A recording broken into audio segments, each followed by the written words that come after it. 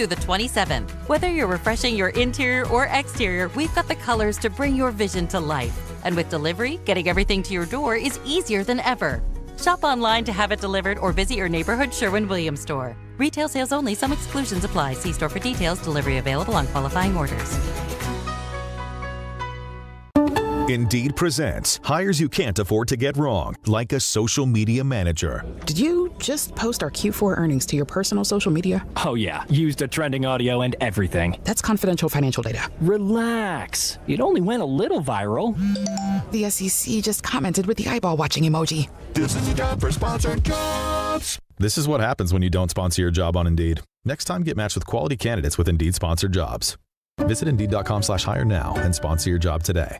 ESPN New York, now streaming live on YouTube. Subscribe today and watch the show. WHSQ and WCBS-FM HD2, New York.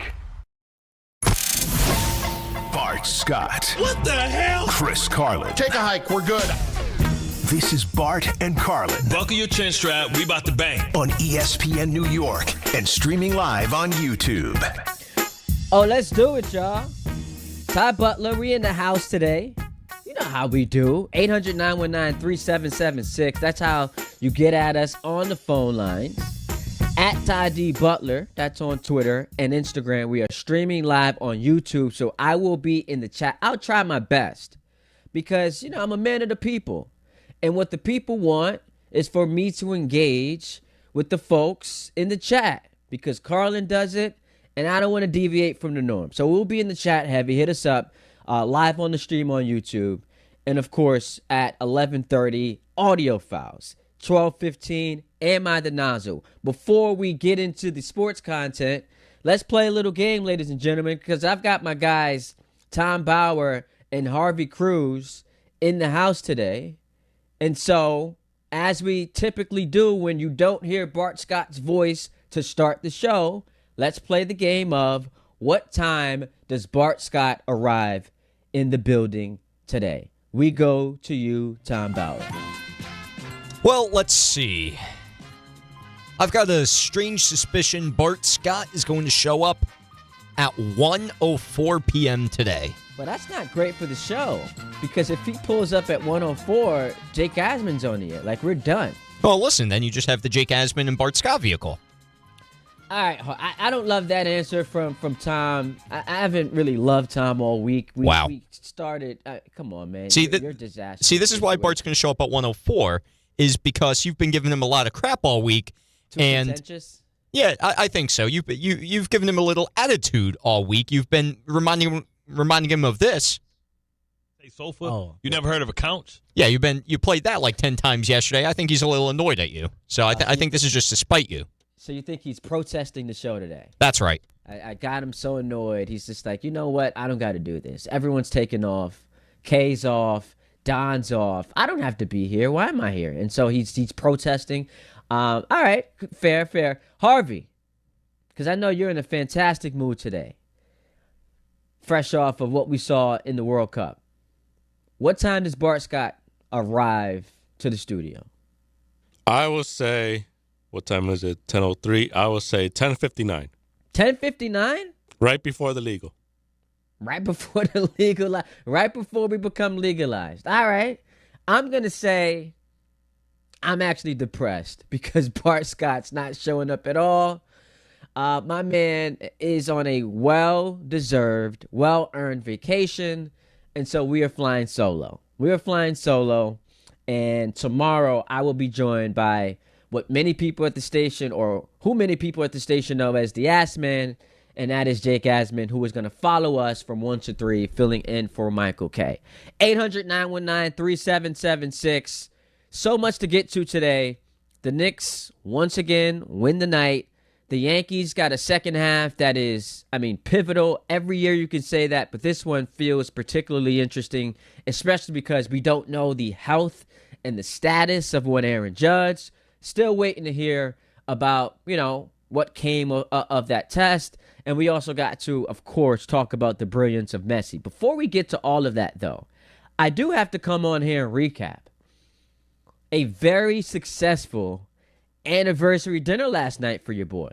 We had talked about on Tuesday, Cassie and I celebrating our 7-year anniversary. And because of me having to do TV that night, there was just no way to fit in dinner. And so we ordered in, had a good time. But Wednesday night was going to be where we kind of maximized this thing. And it was awesome. We went to this spot, Casa Aura in Brooklyn. Shout out to them. Venezuelan spot. Love the vibes. It was perfect for the occasion. They understood the assignment. Dim lights, a little romance going. They had the Spanish music popping off. They understood the assignment and they delivered. The food was awesome. I had myself, what was it, like coconut rice and shrimp? Banging. I'm still thinking about it. Might pull up and order it again today. And so, once again, I know this is 2 days later, but we had spoken about it ad nauseum. Happy anniversary to my lady. And we had a fantastic night last night. It is also very important, ladies and gentlemen. If you have kids, love them to death. Love them to death. It is very important to at times squeeze in some, bonding quality time. Just away from the noise, away from the chaos. So we had some fun last night, and I just wanted to come on here and share that. 800-919-3776. The Knicks, once again, win the night.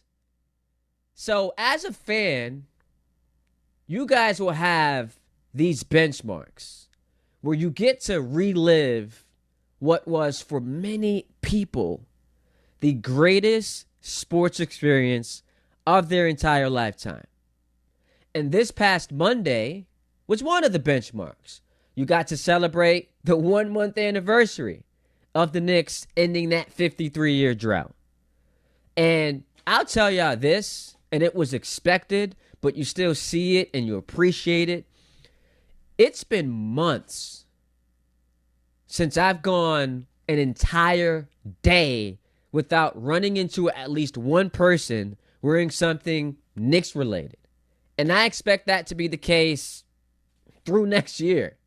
I don't anticipate, and I guess this would be a good over-under, which I don't know how it would work, but like, when's the next time you think you're going to go an entire day without seeing Knick paraphernalia? Because they're hot out here, and rightfully so. In the last couple of days, I have regrettably had to take the train, which, by the way, I was in a little bit of a funk to start the show yesterday. Y'all didn't see it, but the delays that consistently happen, and this will cause me to go off on a tangent, but all this money, man, the fares keep going up. Congestion pricing, we was told, was supposed to fund the quality of service on these trains. Haven't seen it yet. Crime still happening, still hot as hell out here. I felt bad for this pregnant lady who's walking around. It's crowded. Yesterday, we hit like a high of 98 degrees. There's no ventilation.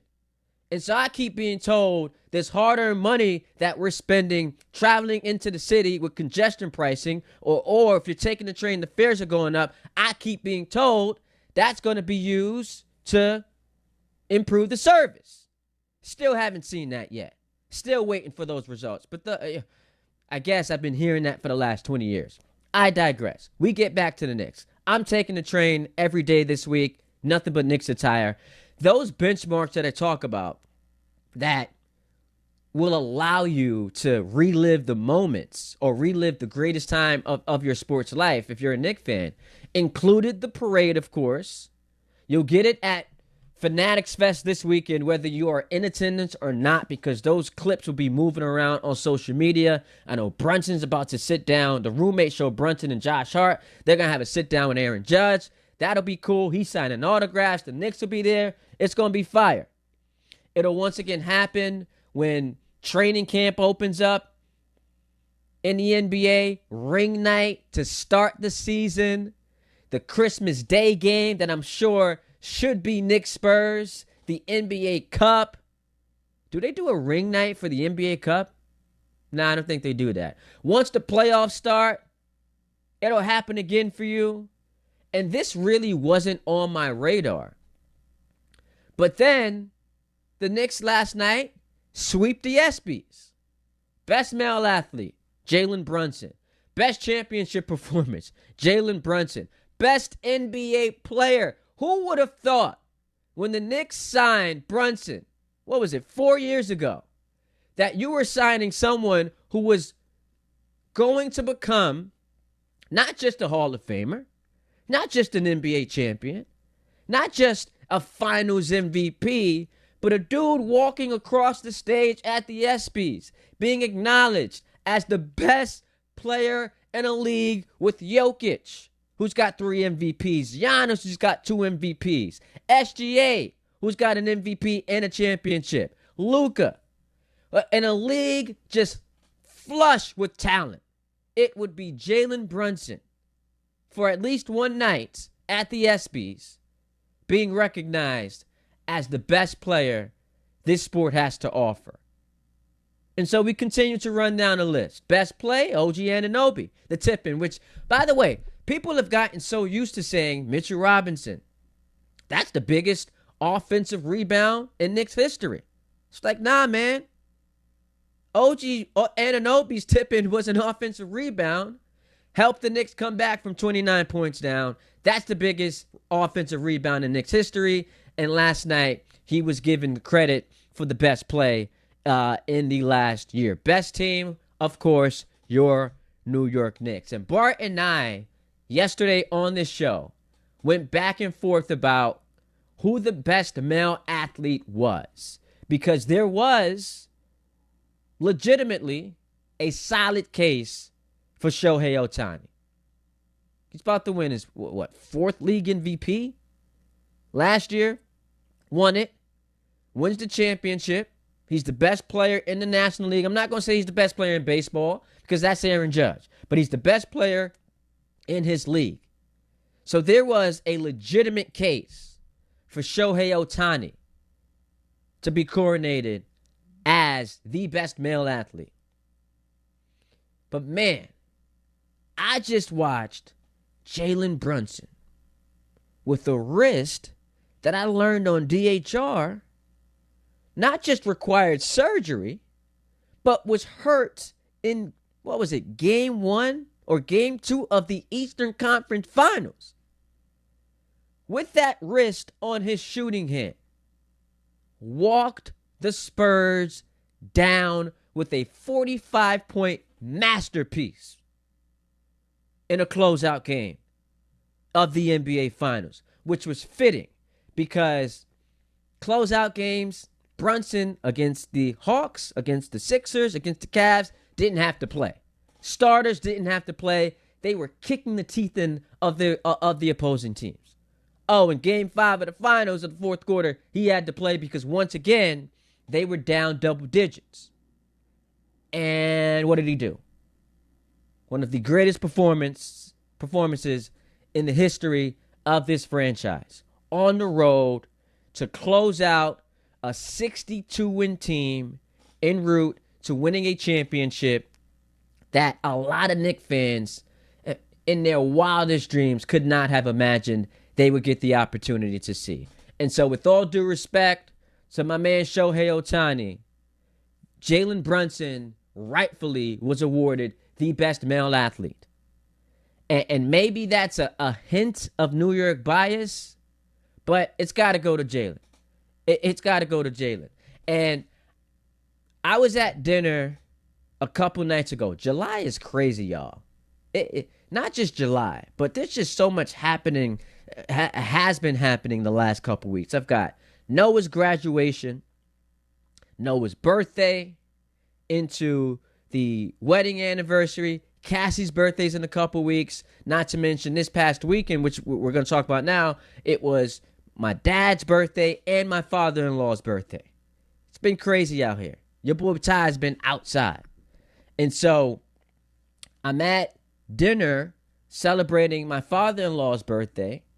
And I said, as we're sitting down eating, I said, I still can't believe the Knicks won the title. Like, my brain is still processing that. And the immediate response in troll fashion from my in-laws was, Yeah. You can't believe it because you picked the Spurs to win the series. How'd that work out? And I'm like, nah, that's not what it is. That's not the reason. All my life, I've seen when things could go, even in the midst of a magical run, a successful run. People don't even bring up the Roy Hibbert block on Melo. Roy Hibbert, who was never to be heard from again. Brunson, I was at the Game 7 against the Pacers where he fractured his hand, and we, all of us at the same time in the Garden learned it because you could hear like how the life was sucked out of the arena. And we can go through, the litany of moments, of plays, of series, of just daggers to the heart that have broken this fan base. But to sit here and experience such a magical run, and to think, if you're a Knicks fan, it would be your team to experience this. And by the way, we talk about 16-3. It's one of the most dominant runs in the history of the league. Did come with some bumps in the road that we can't ignore. We bring up the 2-1 deficit in Atlanta, sure. But that OG injury, when he's grabbing his hamstring against the Sixers, let's not forget about how scared this fan base was. How you are endlessly refreshing your Twitter timeline, awaiting a Shams Charania tweet, just to see what the status of OG is. Because obviously, if OG is ruled out, you're drawing dead. Let's not forget about the fear that was put in your heart when you saw one of the 3 best Knicks grabbing his hamstring. A Knick who, by the way, does have a history of those injuries. Brunson, Game 1 of the finals, goes to the locker room with the knee injury. And I'm on Twitter. I'm on Knicks Twitter. I see what the people are saying. It's like, oh, there it is. There it is. We were waiting for the other shoe to drop, and it just happened. Couldn't put any pressure on that leg. He's hobbling to the locker room. Skipped the bench, went straight to the locker room. The Knicks at that point were down, I believe it was 10. In comes Jose Alvarado. It came with its adversity. And they still managed to have an all-time run. And so last night was, again, yet another reminder and also an opportunity for this fan base to relive what was the greatest 2-month period in your sports lifetime. And I see my guys like, shout out Jeff Johnson, Knicks Film School TV, every single day wakes up. Good morning. Just want to remind y'all the Knicks won a championship. Rick DiPietro has changed his outro on the morning show to no excuses, play like the Knicks. I love it. It's amazing to experience that. Even as someone who's not a fan, I can appreciate what this team brought to the city. And speaking of Rick, I thought he made, and this is shocking, an excellent point. I'm just kidding. Rick is great. About how different it was to get Jalen Brunson versus, the chase for the stars, like LeBron or Kevin Durant. Because when those guys come here, the conversation immediately goes to, all right, championship or bust. Versus Jalen comes, and it's, what are the Knicks doing? I tweeted out. Ray Santiago tweeted back at me, signing a point guard. Like that was the goal. It was just to stabilize the organization. Finally get a point guard. There went something like 13 straight years without having a point guard start opening night in back-to-back seasons, which is just, come on, talk about futility. And so the expectations were not exorbitant when he came here. He had a nice little series against Utah where he outplayed Donovan Mitchell. But we didn't think he would become this. We didn't think this would be the story. We didn't picture 4 years later we would be having these types of conversations. And so what they brought to this city, where it didn't initially start out as, aspirations of being the best team in the NBA, but ended with that, was so impressive, was so breathtaking. And then last night, they sweep the board at the ESPYs. So for the Knicks fans, shout out to you guys.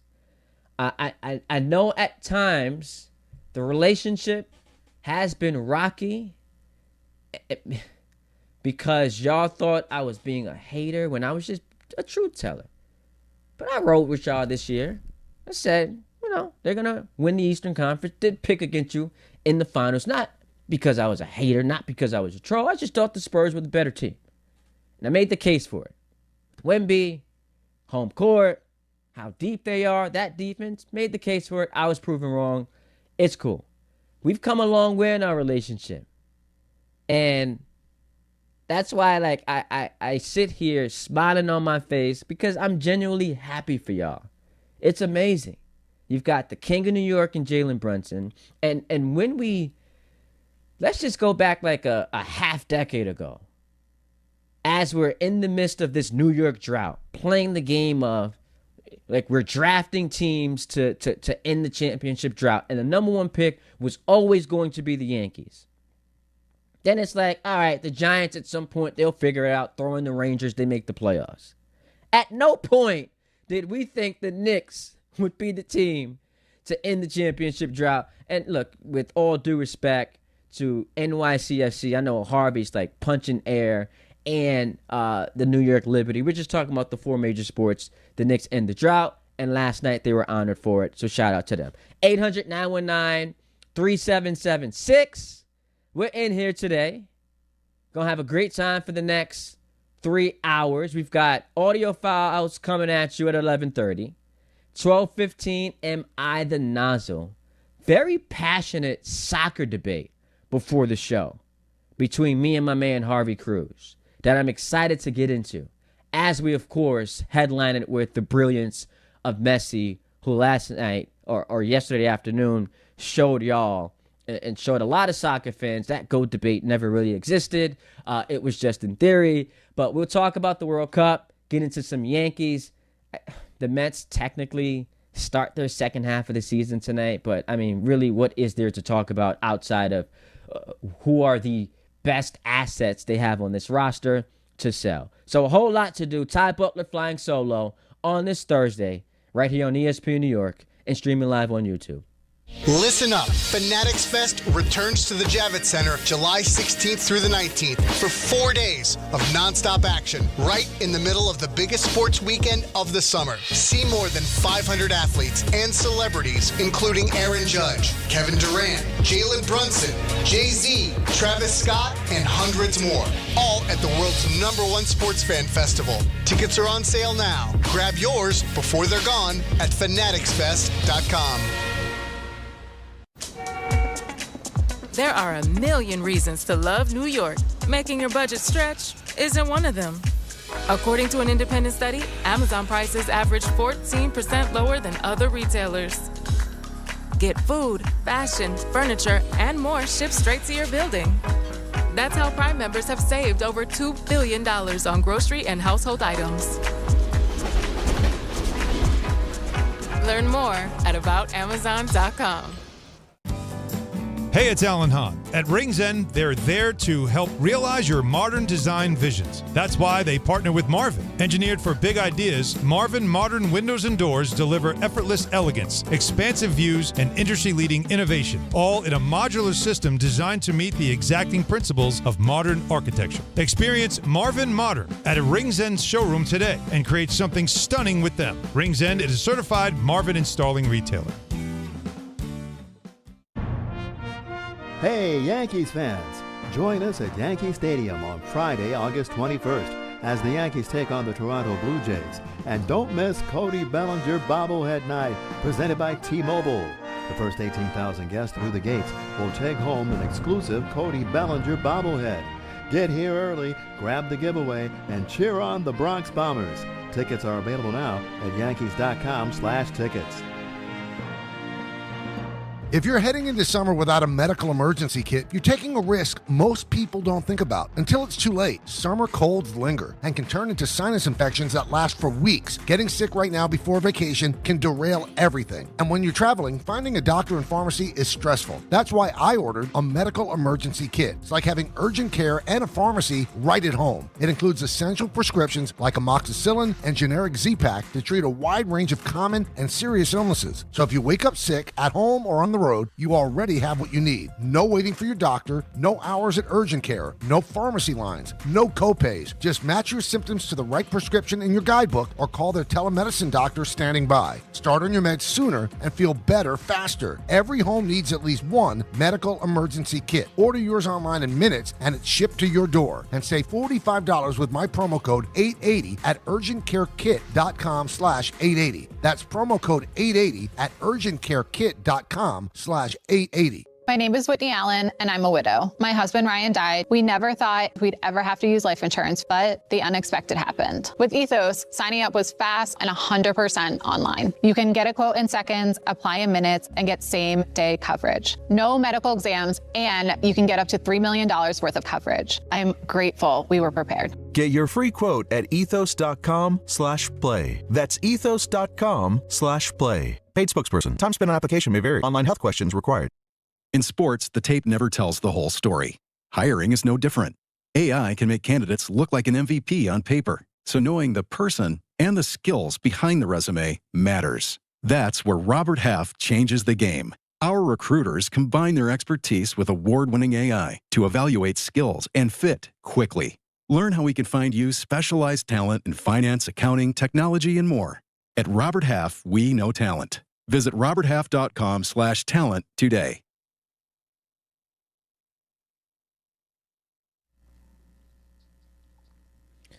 You know what I have no interest in?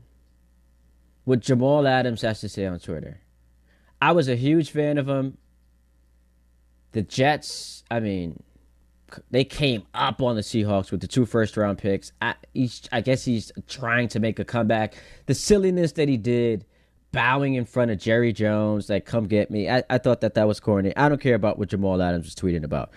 What I do care about is what the people in the chat are saying. And it's heavy Knicks. Obviously, you got people excited. What's good? Knicks should have won every award last night. Says 461. Marcus Black Monster says, have the Knicks replaced the Cowboys as America's team? I say yes. What say you? That would be a good question for Ray Santiago. Are the Knicks America's team? I mean, they unified the city. They're just like the Cowboys. Obviously, they travel and they're everywhere, and they win. They actually win something. So maybe we start that. The Knicks are America's team. 800-919-3776. We go to the phone lines. Batting leadoff for us today. Pulling up from the car, my man Martin. What's up, baby? Hi, what's going on, brother? Not much, man. Just chilling. What's going on? Talk to me. Good. Hey, listen, look, like yourself, right? It seems like you are a basketball fan first before you pick a team because you did pick the Spurs. You thought they was the better team. No harm in that, right? Because you're a basketball purist. So I'm going to confess as well because I am of the thought that the best player on a championship team cannot be your shortest player. However, there's a caveat to that because that has evolved into just scoring. When that notion first came out, that was meant for a two-way player. It's not just – it's obvious that the shortest player can score, but can they defend? And in Brunson's case, he was the one they targeted. Mm-hmm. So, like, how can the shortest player also be the guy that they target on defense? To make it worse, the top 2 players on the Knicks were the players that they targeted on defense. If you look at the history of two-way players, it's not ironic that the most iconic play for LeBron James' career is the chase down. And let's not forget that Mike made the strip on Karl Malone before he hit that dagger. Yes. So even look at OG. Before he made that tip-in, he had a chase down. So your best player should be a two-way player. Ironically, Jalen Brunson is not. However, he is the exception. Moving forward, I still stand by that. I also think, Martin, I also think that the league has changed so much in that it's not like we see a lot of small ball being played. So, like, yes, 20, 30 years ago, it was going to be tough for the small guys to, in a physical era, be successful because you wear down. And getting into the paint. Let me just add to that. I don't want to. Let me just finish my thought. Let me finish my thought. Getting into the paint as much as they do, Allen Iverson, Chris Paul, Steve, at the small guys were not going to be able to endure that type of physical beating for 4 straight playoff rounds. We saw Jordan, admittedly have to bulk up because he was too small. And so that theory that existed 25, 30 years ago might not be applicable to today's game because it's changed so much. It's a 3-point shooting league. There's a lot of small ball. There's not really that interior physical dominance. Yeah, but, okay, to my point, it's not so much that he couldn't endure it offensively, were they going to target him? Like, if you're off offensively, can you get the big rebound? Can you, if you're off offensively, can you do something to affect the game in regards to assists? Jalen Brunson doesn't necessarily do that. Now, to the other part, as far as how the league is changing, yes, the league has changed drastically, and they're more focused on ISO ball, where they are targeting the weakest defender, and he was able to fight through that. So, he was. Look, I still go by that. Go ahead. I'm sorry. Go ahead. I still go by that premise. Let's just all admit that Jalen Brunson is the exception, and I'm glad that he's on my team being the exception. Yeah, I appreciate the call, Martin, because the same thing happened with Steph during their dynasty. Like, we all remember Kyrie's shot. So what happens on that play is Kyrie's targeting Steph, and he gets the match that he wanted, and he hits the shot on Steph. And so the small guys are the ones who are going to have the X on them, where the Knicks deserve a lot of credit. And it starts with Leon Rose, is they built a roster that was able to overcome that. And now Mike Brown comes in, and there were some wrinkles to his defense, which put more pressure on guys like OG, like Josh, and Mikal to not just succumb to switches and have Brunson be on an island. And it's also why Brunson decided, hey, if I can't beat him, I'm just going to draw charges, which was like a neutralizer. It's incredible, man. They built... They're not the greatest team of all time. But in this era of basketball, given how they were all able to play to their apex, it's kind of the perfect roster. Kind of. Because they don't have a Jokic or a Giannis or an SGA or Luka. Like, Jalen Brunson, I do think is a top 5 player now. He has to be. And the best American-born player. But he's not the best player in the league. And despite that, they went 16-3 in the playoffs, man. They lost one game post round 1, and he was excellent. They all got on heaters. And I say perfectly built roster because you also add in what you got from your bench. Deuce McBride was a non-factor, but here comes Jose Alvarado. What did he score? 8 points? In the fourth, it might have been 10 points in the fourth quarter of that comeback. And he's like a grimy, get after it, a pest. Mitchell Robinson, of course, we understand his value. Jordan Clarkson, he's a bucket getter. Leon Rose, what he did with this team, man.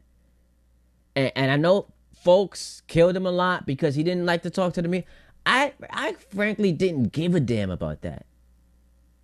If you build me a winner, I'll hear from you once a year, and that's at the parade. That's it. And I'm cool with it. Edgar's in Bloomingdale. What's up, Edgar? What's up, man? What's up, Ty? Just What's going listening to you on David Rothenberg, man. I don't really listen to you that much, but I had to get on, man. You're up and coming, man. Pleasure talking to you. Yo, bro, listen. Edgar, Yo, Ty what's Butler. up? Yeah, I'm here. What's up? I got the Ty Butler show every Sunday from 8 to noon, baby. We're here. We're active, so pull up on us. We love to have you.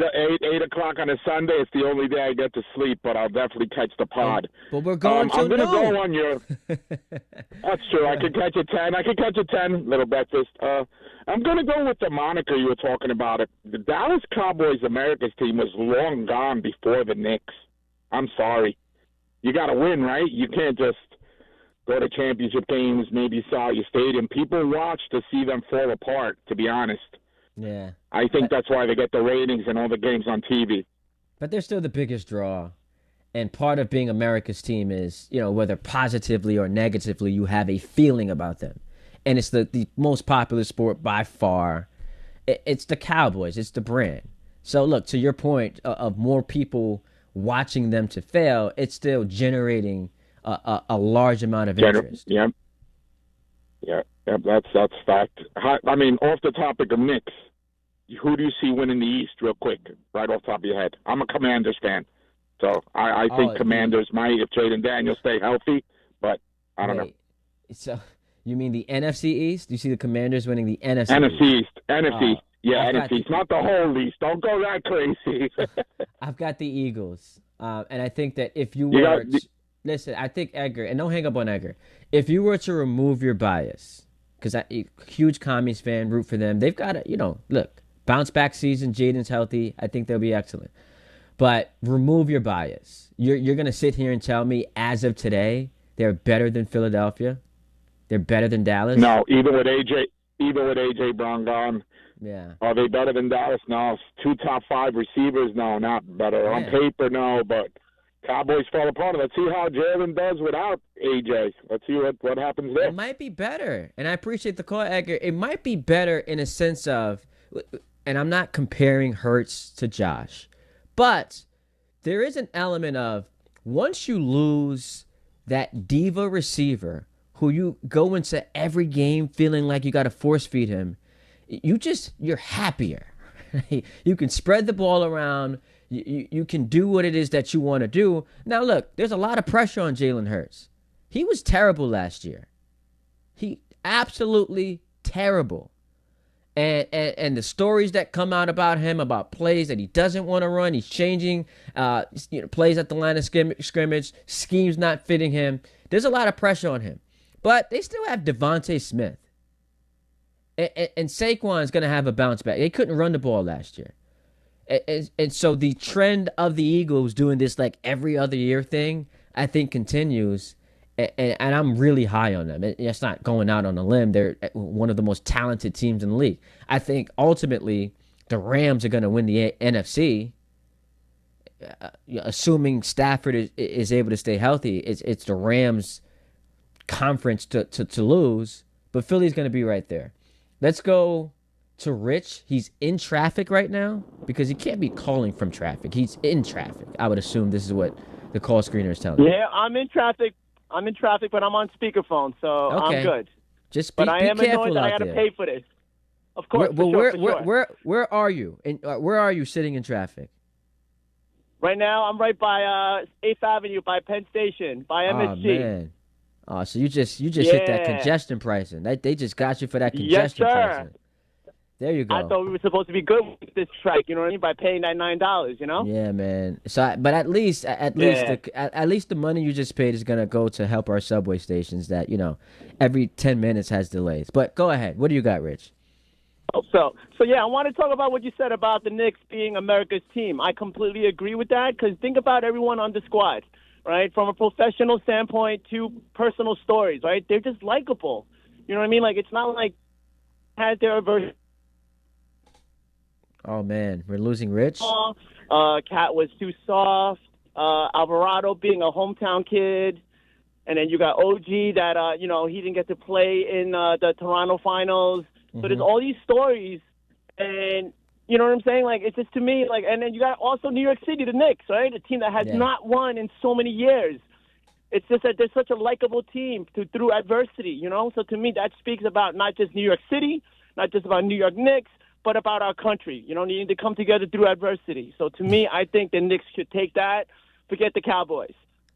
So here's the thing, Rich, and I appreciate the call. I find it very revisionist history to just flippantly say they're so likable, as if that was always the case. Now, they're likable because they won the championship in the fashion that they did, all the comebacks. It really is one of the greatest stories in the history of the league. But let's not act like folks weren't coming at Cat, saying he was soft, questioning whether he could be the second best player on a championship team. Let's not pretend during this playoff run, Mikal Bridges wasn't catching heat when he got benched at the end of that Game 3 in Atlanta. And so, yes, they became likable. But part of the story, I guess this could add to the lore of it, was questions about critical players on this team. How often did we hear about 5 first-round picks for Bridges? This is really what we're doing? Cat, I made this argument ahead of the playoffs. There was no player in the NBA, in the entire league, that had more pressure on them entering the postseason than Cat. Why is that? Well, the Knicks, bare minimum, got to get to the finals. And if they don't get there, you would assume some of it has to do with Cat underperforming. And if he doesn't perform, what's going to happen? The moment their season ends, he's in the trade package for Giannis. There was no player in the league who had more pressure on them to deliver than Karl Anthony Towns. And to his credit, through the first 2 games of the finals, what were we saying? He's the finals MVP. And so part of the story is remembering there were points, there were parts of this journey, some bumps in the road where we didn't always feel like, and the fans can attest it. Forget what I'm saying. I'm not a Knicks fan, but y'all know this to be true. Where the fans didn't feel like they were likable. But they became that. They became that. And so good for them. Spike's in St. Pete. My man Spike, who just celebrated a birthday. So I do want to say happy birthday to you. Love and life, tremendous blessings, and I pray that God has favor on you for all your years to come, which I hope is many, man, because we have a good time. You didn't make it to me to reply, but I love you too. And happy anniversary, Cassie and you. Thank you, if I could, I would send you out to any restaurant you want, but just bear with my voice, unfortunately. Look, I watched the ESPYs last night, and I broke down.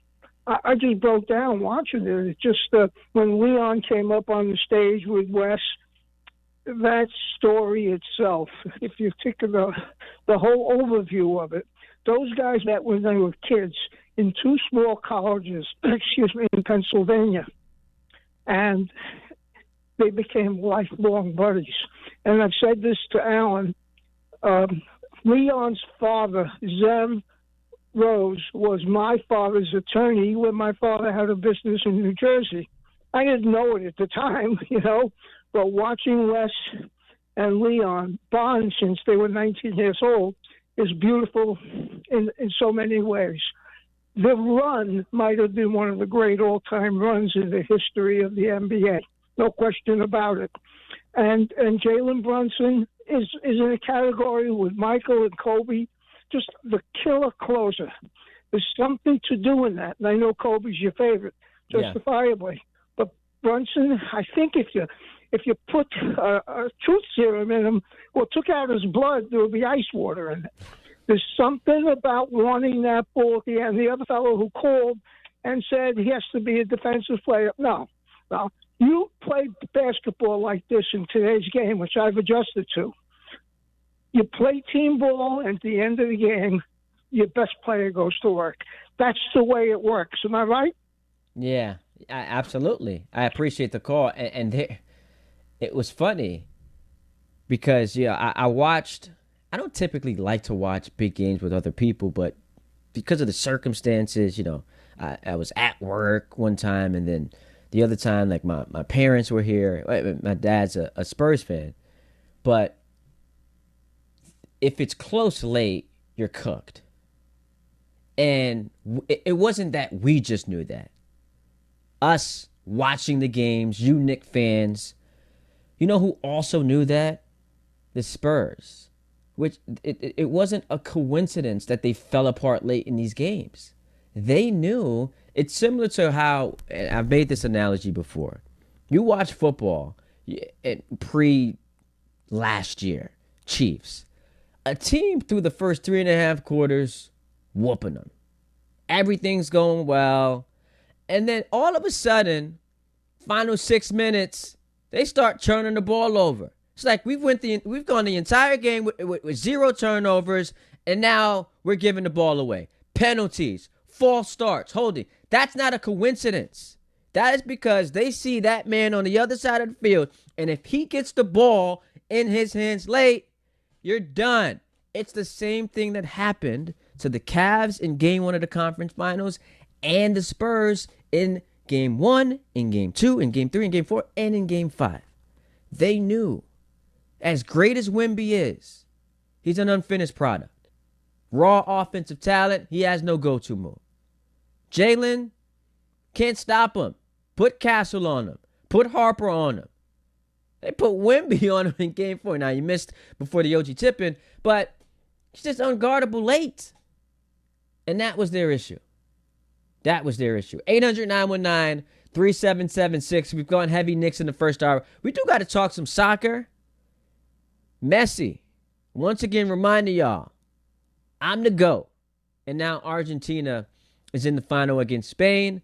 We'll get to some baseball as well. Audio files 11:30. 12:15, we hit y'all with Am I the Nozzle? All of that leading you into the Michael K. Show hosted by Jake Asman today on ESPN New York. Good Karma Brands is proud to be an equal opportunity employer, providing equal employment, development, and advancement opportunities to all teammates and applicants. To learn more about careers with us, please send an email to talentacquisition@goodkarmabrands.com. That's talentacquisition@goodkarmabrands.com. On the biggest stage in the world, FanDuel is changing the game because sometimes your player gets subbed off and your bet goes with them. Not anymore. With FanDuel Super Sub, if your player is subbed out, your bet stays in. That's right. If your player leaves the match, your bet continues on with the substitute. So you're still in it until the final whistle. On the biggest stage in the world, FanDuel is changing the game because sometimes your player gets subbed off and your bet goes with them. Not anymore. With FanDuel Super Sub, if your player is subbed out, your bet stays in. That's right. If your player leaves the match, your bet continues on with the substitute. So you're still in it until the final whistle. Visit FanDuel.com/local to get started now. Let there be goals this summer on FanDuel. 21 and over, visiting President New York. For help with a gambling problem, call 877-8-HOPE-NY. Text HOPE-NY 467-369. In this business, time matters. You're always looking for ways to be more efficient and stay ahead. We all have our own time-saving hacks. But if you're a business owner, how can you save time hiring? The answer? ZipRecruiter. ZipRecruiter has a new feature that shows you the most interested qualified candidates first. Save time and meet great candidates sooner with ZipRecruiter. 4 out of 5 employers who post on ZipRecruiter get a quality candidate within the first day. Try it for free at ZipRecruiter.com/sports. That's ZipRecruiter.com/sports. Meet your match on ZipRecruiter. When we started Oakland Roots Sports Club, we needed a strong foundation.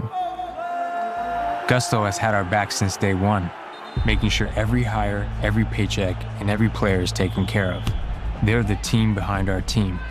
With Gusto, we stay rooted and give Oakland the love it deserves. I'm Idris Argandawal, co-founder of Oakland Roots and Gusto customer since 2018. See why 500,000 businesses trust Gusto for payroll, HR, and more. Get started for free at gusto.com/roots. Back to school starts now. Get long-lasting battery life on the Dell XPS laptop powered by Series 3 Intel Core so you can work from anywhere. Now starting at $699 with exclusive student pricing starting at $599. Complete your setup with savings on select monitors and must-have electronics and accessories. Limited time deals and free shipping on PCs and more await you at Dell.com/deals. That's Dell.com/deals. I'm David Ortiz. When I lost my mom, she was only 46, and I lost my dad to cancer. It was the worst pain I ever felt. It made me think, what will happen with the people I love when my time is up? That's why I have life insurance. Ethos makes it easy. It's all online, take about 10 minutes, and you can get up to $3 million in coverage. Get your free quote at ethos.com/game. That's ethos.com/game. Paid testimonial. Time spent on application may vary. Online health questions required. Congratulations, New York. The Knicks did it. Through battle after battle, they dominated to become this year's NBA champions. Day in and day out, the hard work paid off, and you were there every step of the way. Enjoy the crown. Own it, because this year is your year. A part of your legacy that will never be forgotten. So celebrate this moment, show your pride, and shop the largest selection of official NBA gear at NBAstore.com. A Fanatics experience.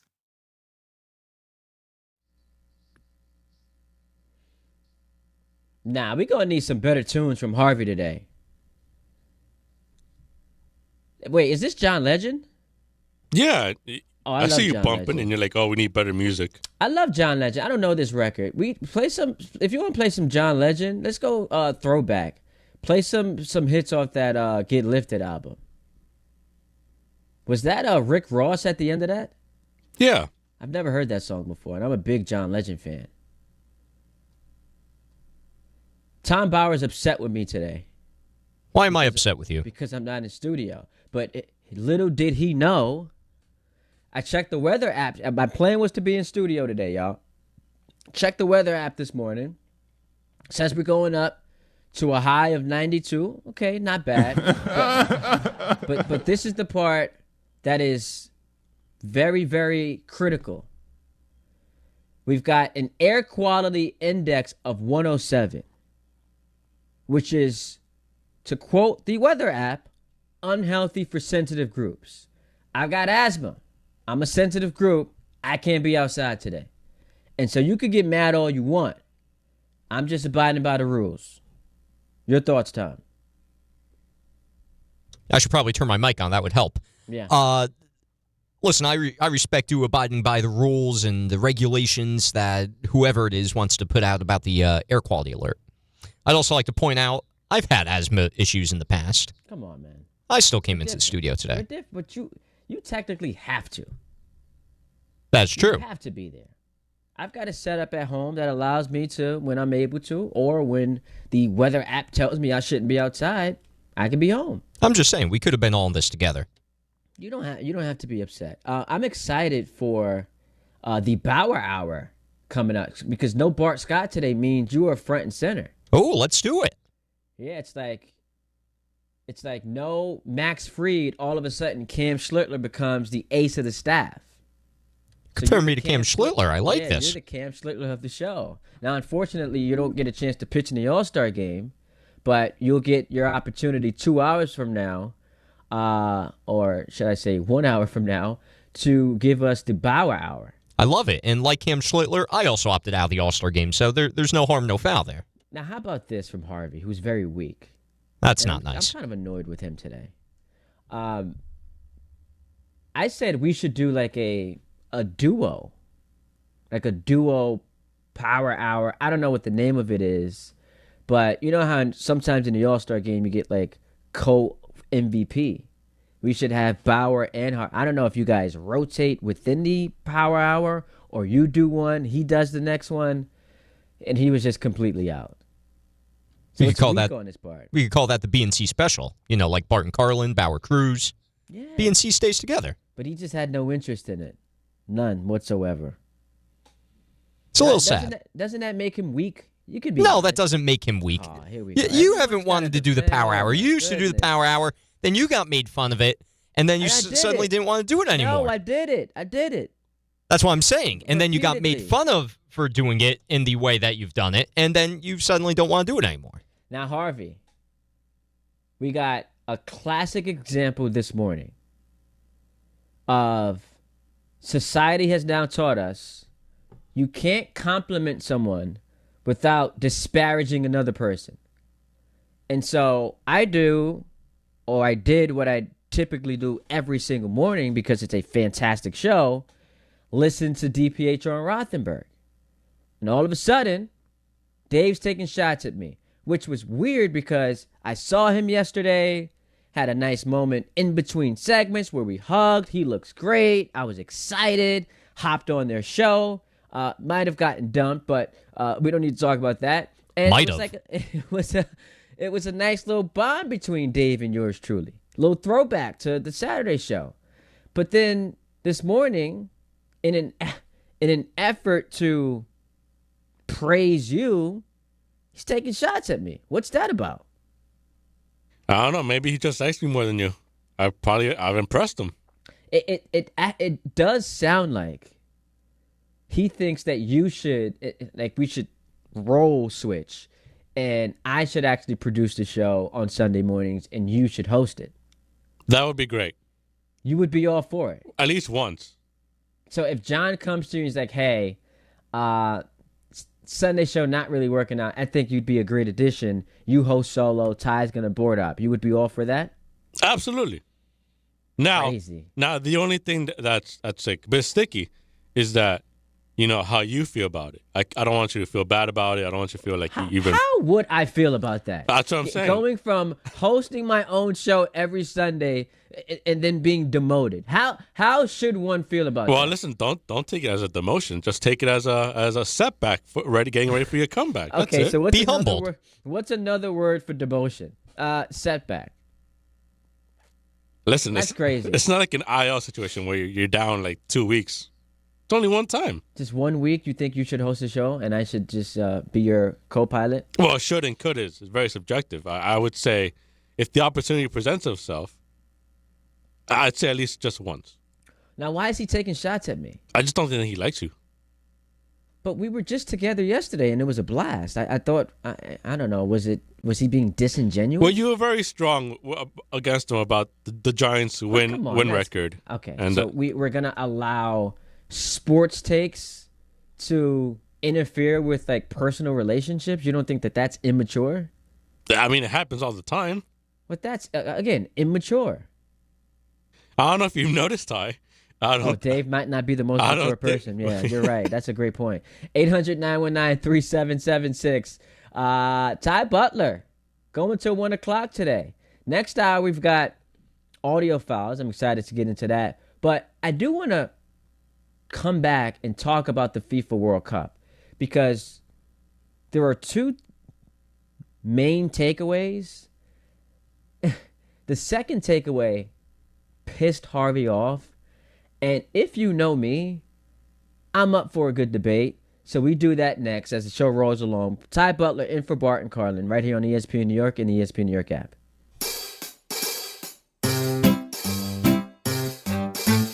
1-877 Cars for Kids. KARS Cars for Kids. 1-877 Cars for Kids. Donate your car today.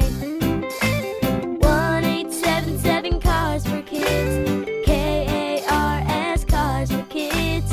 1-877 Cars for Kids.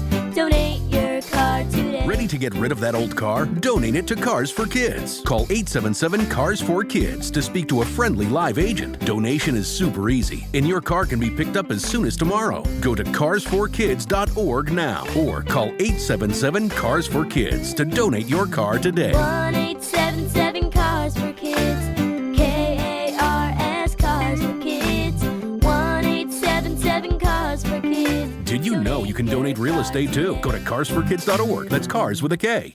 If you've been injured in an accident that wasn't your fault, then you need a lawyer who knows New York's unique personal injury and workers' compensation laws. At the Parisman Firm, they have decades of experience handling all types of accident cases and a proven track record of delivering huge results. Their team has already recovered nearly $1 billion for injured New Yorkers. From construction to car accidents and slips and falls, they've got you covered. Call the Parisman Firm now at 718-WORKERS, where your case is their cause. Get the justice you deserve today. It's summertime, so why are you still living with pain? If you're dealing with neck pain, back pain, joint pain, or nerve pain, don't wait any longer. Call Dr. Jay Shaw at Soundwell Pain. He's Ivy League trained, double board certified, no surgery, no long recovery, no relying on pain medication. Just non-surgical image-guided treatments that help you get your life back. With offices in Woodbridge, Livingston, and Inglewood, and most major insurances are accepted. Help is close. Go to SoundwellPain.com. Feel better this summer, not someday. ESPN New York is your home for the world champion New York Knicks. WHSQ and WCBS FM HD2, New York.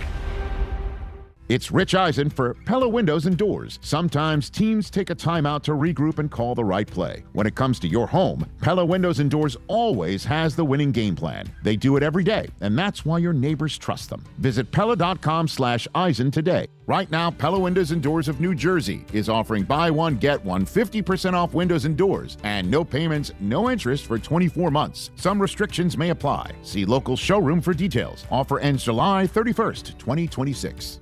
When you tell someone what team you cheer for, do they apologize? Does your first childhood memory involve crying on a Jumbotron? Then you may be a fan of a BST or bad sports team. Luckily, when you bundle your home and auto insurance with Progressive, you're protected from things like fire damage caused by violently unplugging the TV.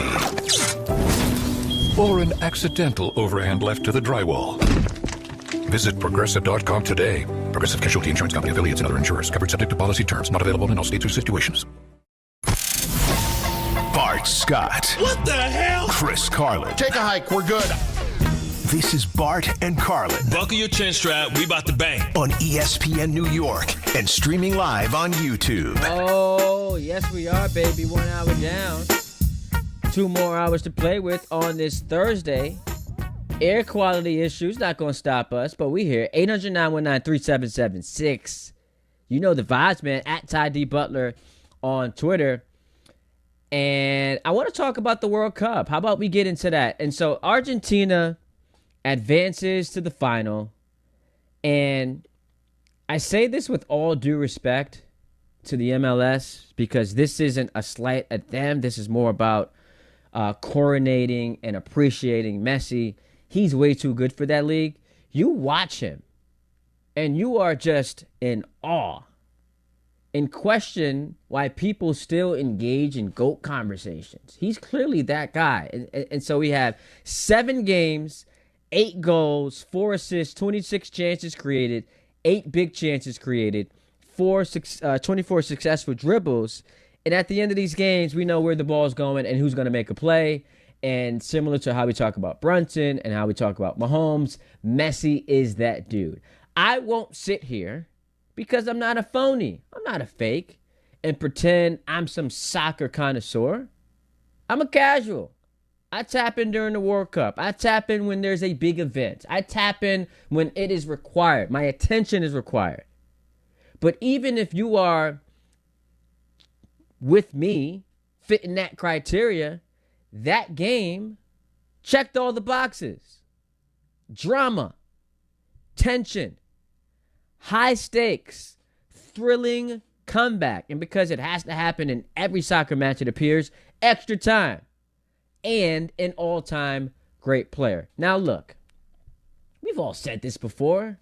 I'm not alone. I'm not on this island. It does drive me crazy not knowing when the games are going to end. I'm sitting there. So Cassie and I are getting ready to go out last night to dinner. And I'm locked in to Argentina, England. And she's trying to have a conversation with me. We're playing a little bit of music, having a good time. Trying to have a conversation with me. And there were moments where I ignored her just because I was distracted. And so she asked, when's the game going to end? And typically, if I'm watching a football game or a basketball game, I see a little score bug. It tells me when the game's going to end. Soccer, that's not the case. I don't know when it's going to end. You had 9 minutes of extra time, and it went 12. Still no explanation. And listen, I don't care how diehard of a fan you are.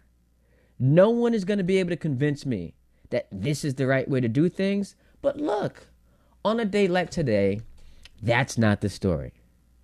What is the story is Argentina, once again, coming back to win. They've scored a wildly impressive 11 goals after the 75th minute. And my first thought was, I've seen this before. I've seen this before with Argentina, but I've seen this before elsewhere. And it wasn't that long ago. And it's like, yes, I remember now. It was the Knicks. It's just a different sport. And it does drive you nuts if you are a fan watching them get down. You're thinking, hey, can we learn from our past mistakes? Can we play with the lead? Can we play ahead at some point? How about you change your strategy? And so that we're not trailing. We're not having to sweat these games out. But the elation of watching them battle back is so thrilling. And to then win it in extra time. And I've always tried to refrain from picking teams like that to go on to win because I think that at some point the magic runs out. Like the Bears last year, all these comeback wins. It'll bite them in the rear end at some point. What Argentina is doing now, talked about the Knicks in the finals. It's just difficult to consistently come back against the best competition. Earlier in the tournament, sure, there's more of a margin for error.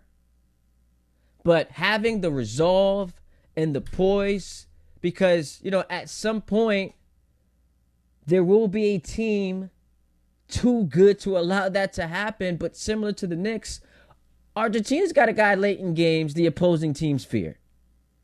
And so if it's close or if it's tied, you're drawing dead. And then if you're Bellingham, why are you poking the bear, fam? Why are you doing that? Why are you doing that? I know he's 39.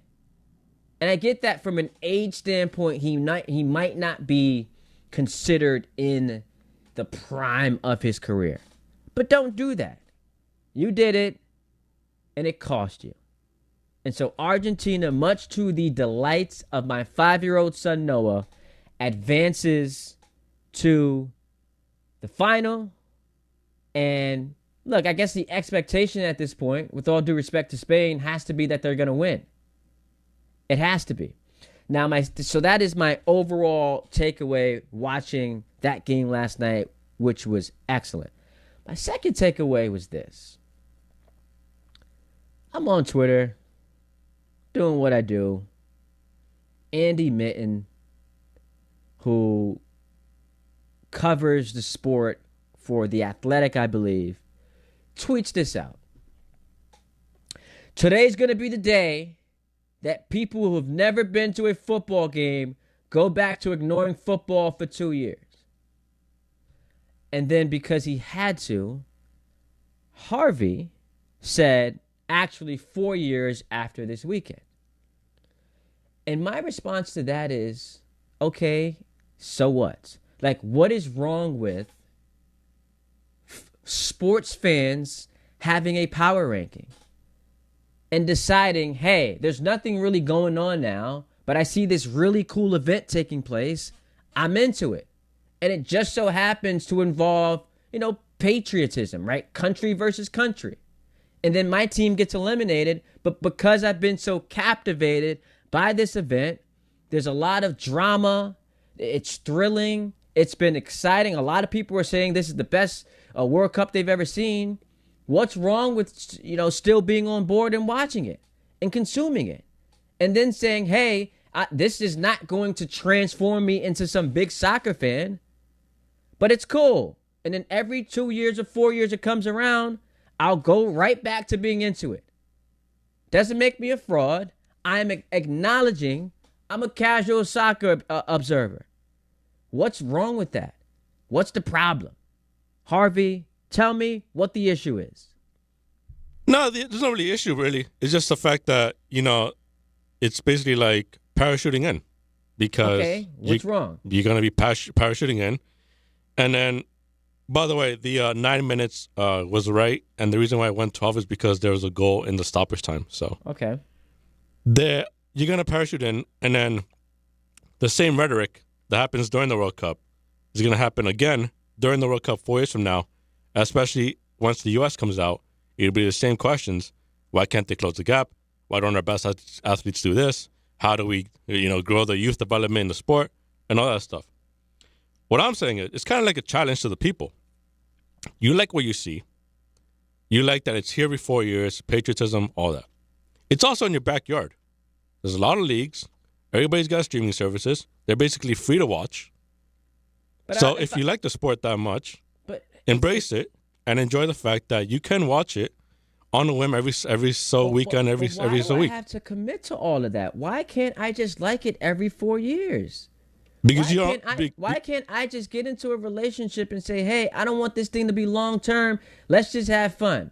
We talk every couple weeks. What's the problem with that? I don't think that's usually how it works. I don't think it really lasts that long after that. Because eventually what's going to happen is you're going to fall out of it. And then you're going to tell yourself, oh, I didn't really like it that much. I was just here and there for a month and that was it. Okay. I just want to make this clear so I'm not misconstruing your words. You are judging people who, if they come off of this high of the World Cup and then obviously culminating in the final, they then don't go on to become soccer diehards, or better phrase this, like sports fans who then consume soccer more consistently.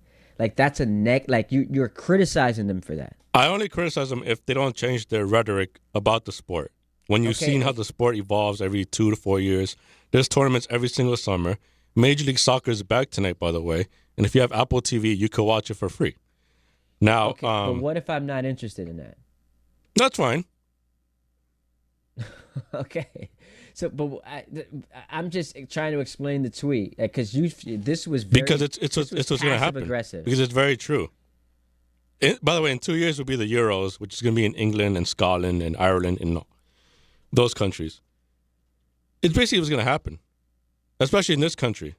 Once the weekend is over and it's Tuesday, Wednesday, Thursday, guess what we'll be talking about? Baseball. Yeah. Oh, great time, baseball. Lots of fun. So but training camp, can't wait for these camp battles. Listen, I don't know, man. Who's QB2 on the Jets? Can't wait. Hey, listen, there are a lot of Giant fans picking them to go to the playoffs. So training camp is an exciting time. You would agree, though. This is like I'm a diehard soccer fan take. Please like my sport. No, you would agree. It's not please like my sport. It's basically the reality of the way the sport is taken in this country. Because we all agree it's not as seriously taken as other sports. You just have to watch the game yesterday and see how passionate it comes across your TV from just these two countries alone, in Argentina and England. Yeah, and listen, I am one of those people, by the way, who will not be engaged in MLS. Though I do want to go to see. I'm going to make sure I say this properly. International Miami. Like the airport. Miami International. So it's Inter Miami. In short, it's Inter Miami, but I get that. It's Inter Miami. What is Inter short for? But nobody says it. I mean, what is Inter short for? When you say Cleveland Cavs, do you say Cavs or Cavaliers? Cavaliers. All right. You like the long way. That's something about you. Yes, I like the long stuff. Hey, so Inter Miami. What is Inter short for? International. Okay, so International but again, Miami. Nobody says it. I like that you're being, you're out there as the one guy that says it the long way, which is fine. Listen, I just try to be proper. Is that a problem for you? Yes, and I want to correct myself. If you have Apple TV, obviously you have to pay for Apple TV, the monthly and all that, or the yearly. And if you pay for Apple TV, you can watch the MLS for free. Similar to like Peacock with the Premier League, Paramount has the Serie A, which is Italy. Work for MLS with all this promo you giving them. That'd be fun. Go work for the damn sport. By the way, and we saw this yesterday, you're going to continue to be mad at me, Harvey. Every single time there's contact on a play, there's flopping. Every single time. Just like in other sports. I can't believe other sports do not have this sort of contact that goes to flopping. This is just you being caping. This is you. By the way, I feel like this is like this is slowly becoming like fake outrage or fake annoyances.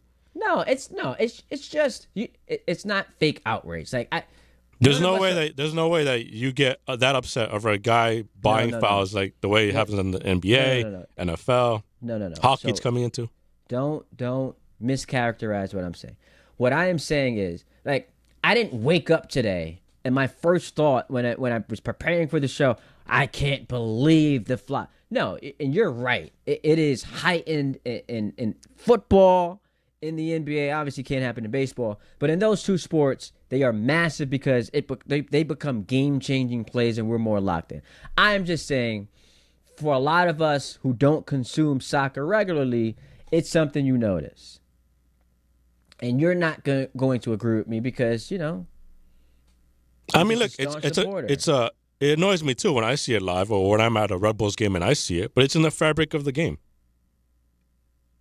By the way, very nasty text from Rick DiPietro. No way. Really? From Rick? I can't believe it. I know, shockingly. Rick is weighing in with nastiness. Harvey lives with his mother and his 8 cats. Let him love his soccer. Heaven forbid a guy is a mama's boy and loves his cats. Oh, do you really have 8 cats? No. I have 5.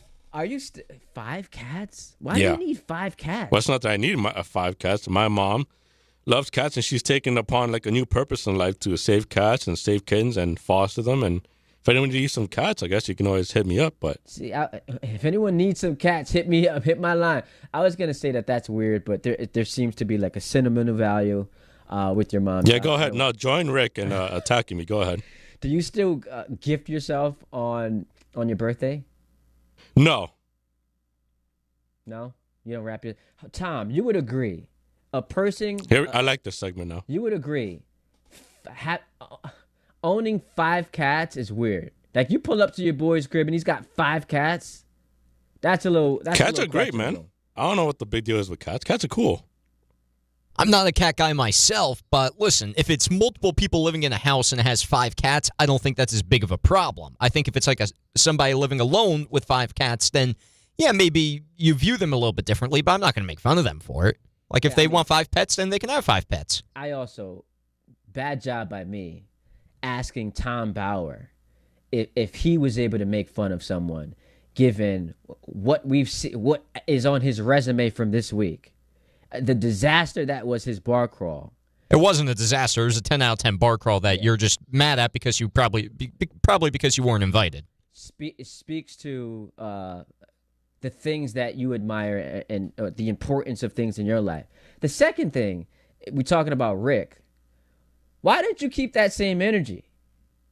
My man was coming at you through text. I read it on the air. And in your words, you said, I bet he won't say that to my face, which ironically lines up with the first day he's coming into studio because we know he's there on Wednesdays and Thursdays. He pulls up to the studio and he's got a damn 32-ounce iced coffee waiting for him. That's right. Because I'm a nice person, and I'm going to be the better person in this. That's insane, by the way. Who the hell needs 32 ounces of coffee? He's doing 4 hours of radio. He wakes up at 2 o'clock in the morning to work out. My man, he needs energy. Listen, I'm not going to complain because sometimes Rick hits me up and gives me some free coffee, and it's also a 32-ounce coffee. So you know what? I'm not going to complain about that. But here's the thing, though. Like, here's what's the thing with me. I might be mad at somebody in the moment or, like, for a day, and then the next day, I'm just going to brush it off because at the end of the day, the past is the past. And ultimately, that's not a big deal because friends trade barbs. Yeah, because you saw it. By the way, so Rick sends me another text. I can't read it, especially because I already got dumped yesterday. Oh, no. I don't know what happened. Did y'all catch what the conversation we were having on DiPietro and Rothenberg that led to me getting dumped? Well, funnily enough, we do actually have you getting dumped on the air. Funnily? Funnily, I don't know if it's a word, but here's you getting dumped. You walk in like you're the of the walk, and all of a sudden you're very fond of that phrase. Well, that's a great phrase. You're a Jets. I don't know what happened. You couldn't help it. You were stooping to Dave's level. My mom raised me to be better than that. I'm in church on Sundays. I should not be representing the great people of the place of exchange in that manner. That I don't know what happened, and so now there's like a nervous energy surrounding Monday morning because I am slated to fill in for Dave to hang out with Rick for 4 hours. Oh, that's gonna be a time. And you put us in a room. We can't help ourselves. It's gonna be like you and Bart doing a show this week. Like sometimes y'all can't help yourselves. No, but it's different because at least Bart has like, what's the word? There is a discipline. There's a discipline, and it sounds crazy when we're talking about Bart. There's a discipline about him where he's not going to say certain things. That's true. Use certain phrases. Rick is different. Listen, he just keeps you on your toes. That's all. Yeah, but the problem is, and I think this is what happened to me yesterday. You sometimes, in this space, because it's not TV, it's radio, you're just hanging with your boys. You're chopping it up. I haven't seen them in a minute, and so we're having a good time. The conversation's flowing, and you forget that you are on the air. And so it just slipped. Well, listen, don't let it hold you down. Like, things like that happen. And plus, it was funny. So that's all that matters. I will say it was very funny. And whether you think it's funny or not, I think it's funny, and that means I get to make fun of you about it. So that makes it great. So I went back, when I got home yesterday, I went back to to watch it. And Cassie's sitting next to me. And she's like, what the hell's wrong with you? Like, why would you say that? And I don't know why I would say that. I don't know. Something came over me. You were just you're just doing an imitation of Rick. It's okay. Now I've got to get through 4 hours of it on Monday. And when your brain, like my brain's not fully functioning at 6 a.m. And I'm also going to be thrown off because this is not me trying to flex or anything, but you guys know I'm up early. I get up 4:30. I go to the gym and work out to start my day. This means the workout can't happen. So now I'm in a different space mentally. I'm hanging with, and I say this with, love and affection, a guy who might be the most immature person at the station, who's going to walk me up and push the envelope. And I don't know if I can handle it. Well, here's a suggestion I have for you. And this might sound a little bit extreme, and I don't know if this is possible, but here's the idea. You know how people have this wristband that zaps you if you bite your nails or something like that, and it's trying to prevent you from biting your nails or something like that? Yeah. Well, what if you can rework something like that into, if you're about to say something inappropriate, you get electrocuted. Shot caller. You don't want to tame yourself because that's what makes the experience fun. It's raw, it's natural, and see, if I say that, Rick's going to have a response to that. So I don't want to limit myself. Yeah, but listen, electrocution is also funny sometimes. He's sending me text messages that I wish I could read. They're just too inappropriate. So, can I try to talk around it? Listen, I don't know the nature of the text, but I say you go for it. Here's the problem. It can't be worse than what you said yesterday. We learned this on YouTube. So we have a dump button on radio. Yes. Which is great. It's a 7-second delay, no problem. On YouTube, there's no dump. So you guys can go back and hear what I said at the end of the show on DiPietro Rothenberg yesterday, where I just lost my mind. And RJ had to dump us on radio. So I'll try to talk around it. So the question is, why would a sane person, and I'm not an animal guy, so maybe this is I'm not the best messenger. Why would a sane person have 8 cats? Right? So that's the big question we're trying to figure out. Harvey, who does a tremendous job, sure, has 8 cats. Suspect to me. 5. Very suspect. So in trying to figure this out, and by the way, Harvey lives with his mom. They have 8 cats.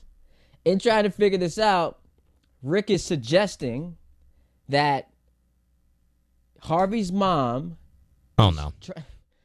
The reason why they have 8 cats is because Harvey's mom is trying to get him. I don't even know how to work this. You don't even know I know exactly what. Yeah, we don't need to take that any further. I know exactly where that's going. This is the height of lack of professionalism right here. We talk about the you know what goes under discussed? You can't even find the words right now. You know what goes under discussed because the Knicks have taken the mantle. They had the 53-year drought. Harvey's on a little bit of a drought himself. And so the reason why his mama has 8 cats is because she's trying to help end this drought. This highlights my soccer point, by the way, because we were all about the World Cup in 2 years, and now this has become the soccer talk. Once it's gone, boom, we come up with these conversations. Oh my goodness, I can't believe Rick. Well, this is very believable from Rick. Just make it through the show. I don't want to lose my job. Because here's the problem too. He has a little bit more. Let's just say a longer leash. He got a lump sum like 2 weeks ago. No, didn't he get paid on Bobby Bonilla Day? Oh, he did. Yeah, but I wasn't even talking about that. Like at the station, he's got a longer leash than your boy. You're saying he's got like tenure or something like that. Yeah, I mean he's got a little bit of status. Which, by the way, and I know we can just title this the Rick segment. Did you see what ESPN New York posted about him when they were recapping the Beach Bash? What'd they say? Listen, the kids used the word glaze. Oh, boy. So that is very appropriate. I'm trying to find it. Bad job by me for not having this up. But it was something along the line. They took a picture of Rick, and they said something like, well, he's got the biceps of volleyballs. And I'm just like, fam, that's a little too much. A little too much glaze for Rick. Not too much? No, everybody loves to glaze Rick around here. Like Michael K and him, like they're like best friends. Like I think Michael's called Rick Yummy before a lot on the air. Like this is nothing new. A grown man called another grown man yummy. I mean, I guess if you're into that, which K is not, because K's married to a beautiful woman. And people in the comments when I said this were like, "Oh, Ty, you just hating on him." I'm not hating on Rick. I love that. I love Rick. He's a great friend, and he looks tremendous. I just don't know that the caption of him at the Beach Bash should be hitting glaze levels of he's got the biceps of volleyballs. It's a little crazy to me. Was that the exact phrasing? I'm trying to look at this right now. Yes, it was. Yeah, that's a little too far. It's a little too far. At least you agree with me. 800-919-3776. As you can see, we're having a great time today. We take a time out. We return. Audio files coming at you next. Ty Butler in for Chris Carlin. Yo, Bart Scott, foul for leaving me. I had such a good time the first 3 days, but he pieced out on your boy. So we're riding solo to one right here on ESPN New York and the ESPN New York app. Rick took his shirt off. He ripped his shirt off when they won. Oh, I saw it. Sure I did. Yummy. Prizes, flyaways, even cash money. You want it? We've got it. Find a list of all contests and official rules by visiting ESPNNewYorkContests.com. That's ESPNNewYorkContests.com. On the biggest stage in the world, FanDuel is changing the game. Because sometimes your player gets subbed off and your bet goes with them. Not anymore. With FanDuel Super Sub, if your player is subbed out, your bet stays in. If your player leaves the match, your bet continues on with a substitute, so you're still in on it until the final whistle. So if you're looking to get in on the biggest tournament in the world, now is your time. Visit FanDuel.com/local to get started. Let there be goals this summer on FanDuel. With FanDuel Super Sub, if your player is subbed out, your bet stays in. That's right, if your player leaves the match, your bet continues on with a substitute, so you're still in on it until the final whistle. On the biggest stage in the world, FanDuel is changing the game. Must be 21 and older and physically present in New York. For help with a gambling problem, call 1-877-8-HOPE-NY or text HOPE-NY at 467-369.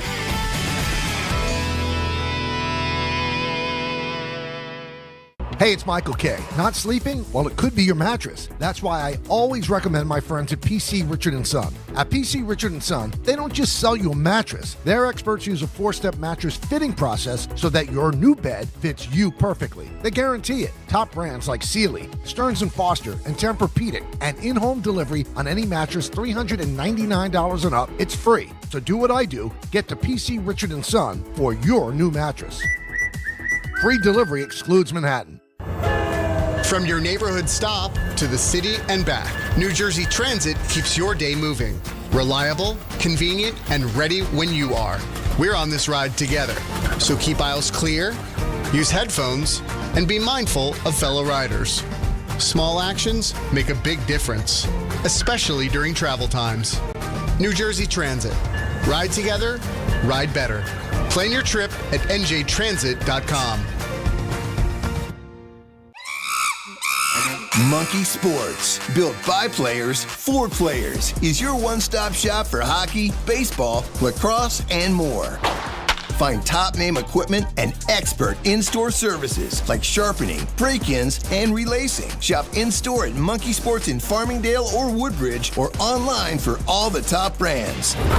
Whatever your sports, Monkey Sports gets you game ready fast. Monkey Sports, where athletes shop. Kenny here to help you get in on the sweet life with Cotton Candy 5-Hour Energy. It's that classic throwback cotton candy flavor, but with 0 sugar and a 5-hour energy boost. I keep these with me so I can tackle that sweet tooth with a tasty caffeine kick and no guilty sugary aftermath. Bring on the sweetness with Cotton Candy 5-Hour Energy Shots. Available online at 5hourenergy.com or on Amazon. Andy Ortiz, when I lost my mom, she was only 46. And I lost my dad to cancer. It was the worst pain I ever felt. It made me think, what will happen with the people I love when my time is up? That's why I have life insurance. Ethos makes it easy. It's all online, take about 10 minutes, and you can get up to $3 million in coverage. Get your free quote at ethos.com/game. That's ethos.com/game. Paid testimonial. Time spent on application may vary. Online health questions required. Oh, yeah. Let that bump, Tom. This was ringing off yesterday on the way to date night. Ty Butler, 800-919-3776 at Ty D Butler. Before we get to audio files, I want you guys' opinion on this. So I'm taking the train yesterday, and it's a real conflict. So a lady gets on the train. It's crowded, and there are 2 seats. One is next to me, and the other one is on the opposing bench, if you will.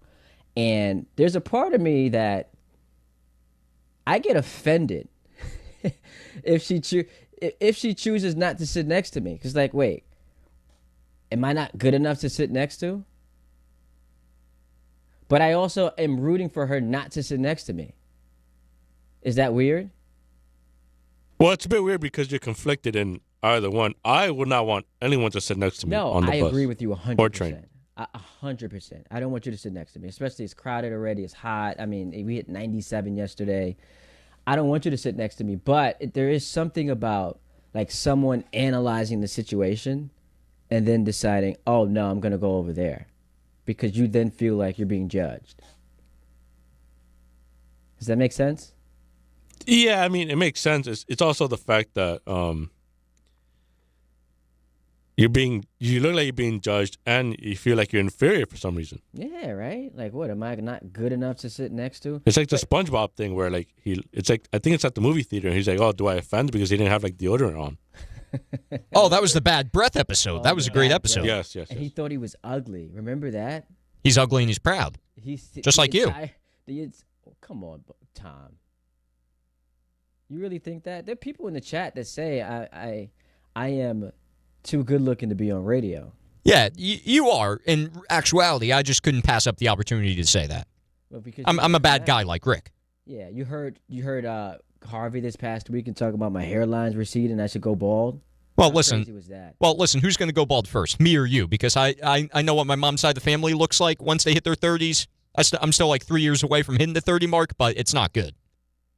It might be me, man. I might have to hang it in the rafters at some point. That's definitely going to happen. 800-919-3776. The chat is ringing off. I appreciate y'all showing love. We'll get to you guys in a moment. But right now, it's time for Audio Files. The Audio File. All right, Ty. So we've been talking about the Knicks all day, and before we get to some of the ESPY speeches from Jalen Brunson and OG Anunoby, let's hear from Jalen Brunson first, who, before the ESPYs, popped on with Alan and Peter yesterday on Don, Hahn, and Rosenberg. That was a wonderful spot. Thank you, Jalen, for hopping on the station. And this is the biggest takeaway that people are taking from it, because Alan asked Jalen, listen, you've had this wrist injury. When did it happen? And this is what Jalen said. There isn't a play where I remember it happening, like legit happening. I just remember being at the free throw line in the third or fourth quarter of Game 2 of the Eastern Conference Finals, and then my wrist is starting to feel weak, and then I was just like, where's this pain coming from? And yeah, from that point on, it was just trying to figure out what was going on and how I can proceed, because I wasn't going to get anything done. Oh, no. During that time. Yeah, no. The champ, an Ultimate Warrior. So I got my first takeaway is we have to play Fantasia, because when he says my wrist got weak, it reminded me of that Fantasia song, When I See You. So we got to play that. Second thing is, so he goes on to play, what would that be, 7 more games with a wrist injury that would eventually require surgery, and then the final game is a 45-point masterpiece. It just continues to add to the legend. And continues to add to the legend. It's crazy, man. And you know what? The little moments that, I mean, obviously we didn't know that at the time, but adding to that only adds on, like you were saying, to the legacy of it.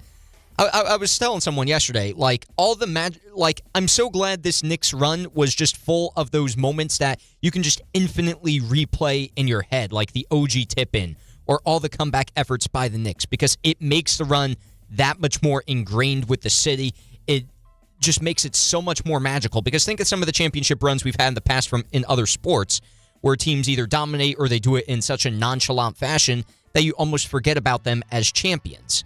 The way the Knicks won and got to the championship will never be forgotten. And maybe that's just New York bias, but I think if you're telling the history of the league, that's going to be something. It's not New York bias. It's one of the most remarkable, one of the most impressive, memorable runs in the history of the NBA, because it just has all the factors: the drought, the market, the city, all the watch parties, the unification, the clutch moments, OG's tip-in, Jalen in the fourth quarters of Game 1, and then every fourth quarter in the finals.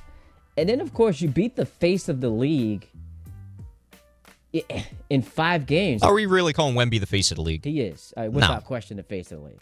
No. Like, he's the face of the league. He might not be the best player, but Jordan, before he became the best player in the NBA, was the face of the league. Those things tend to happen. And so I ask you this as a Knicks fan. Mm-hmm.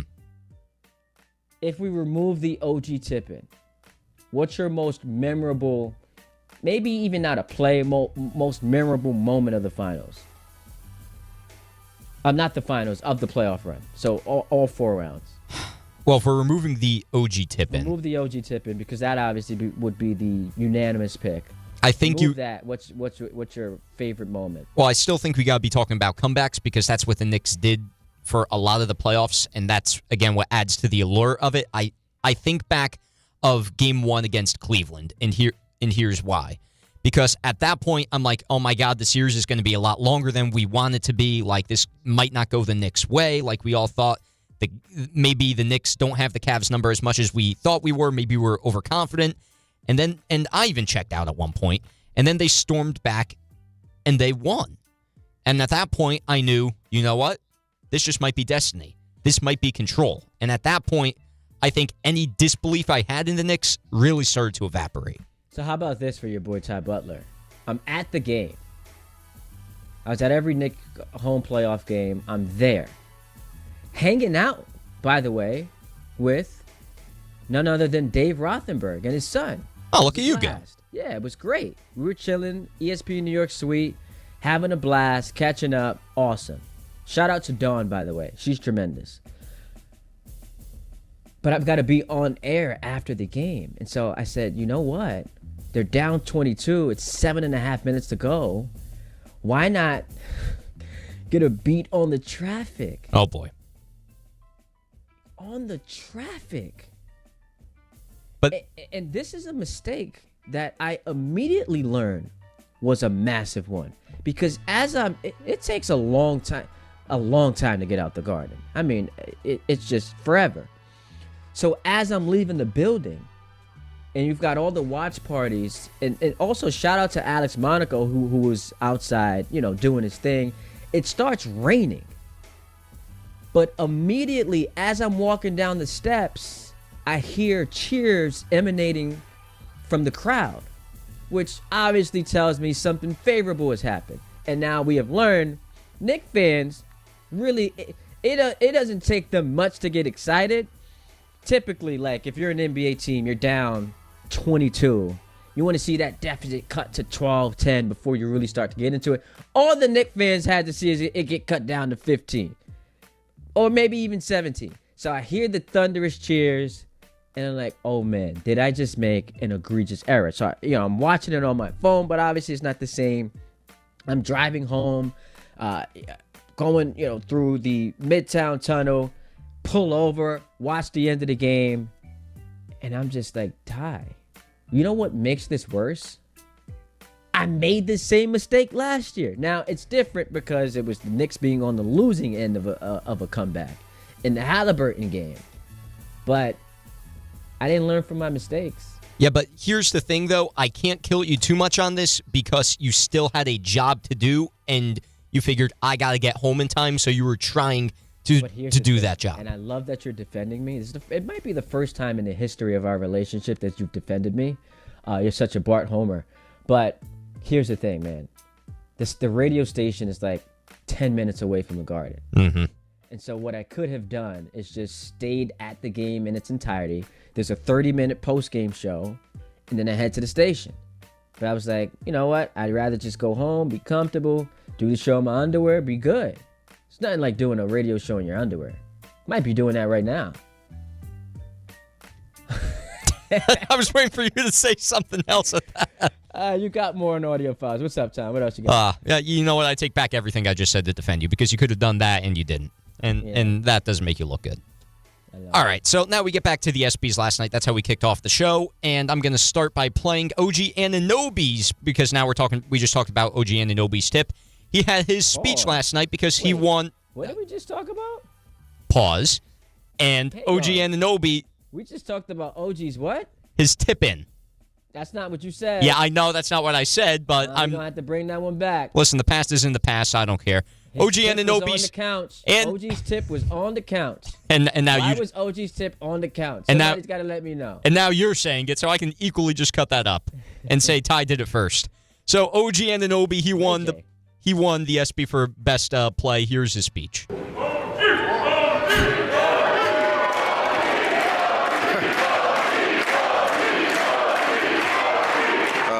It's truly such an honor to win an ESPY to cap off an amazing year and special run for our team. To the best fans in the world, we thank you for all your love and support. Winning a championship for this city is truly so special. I want to thank God, my teammates, the whole entire Knicks organization, and to all those who've supported me along the way.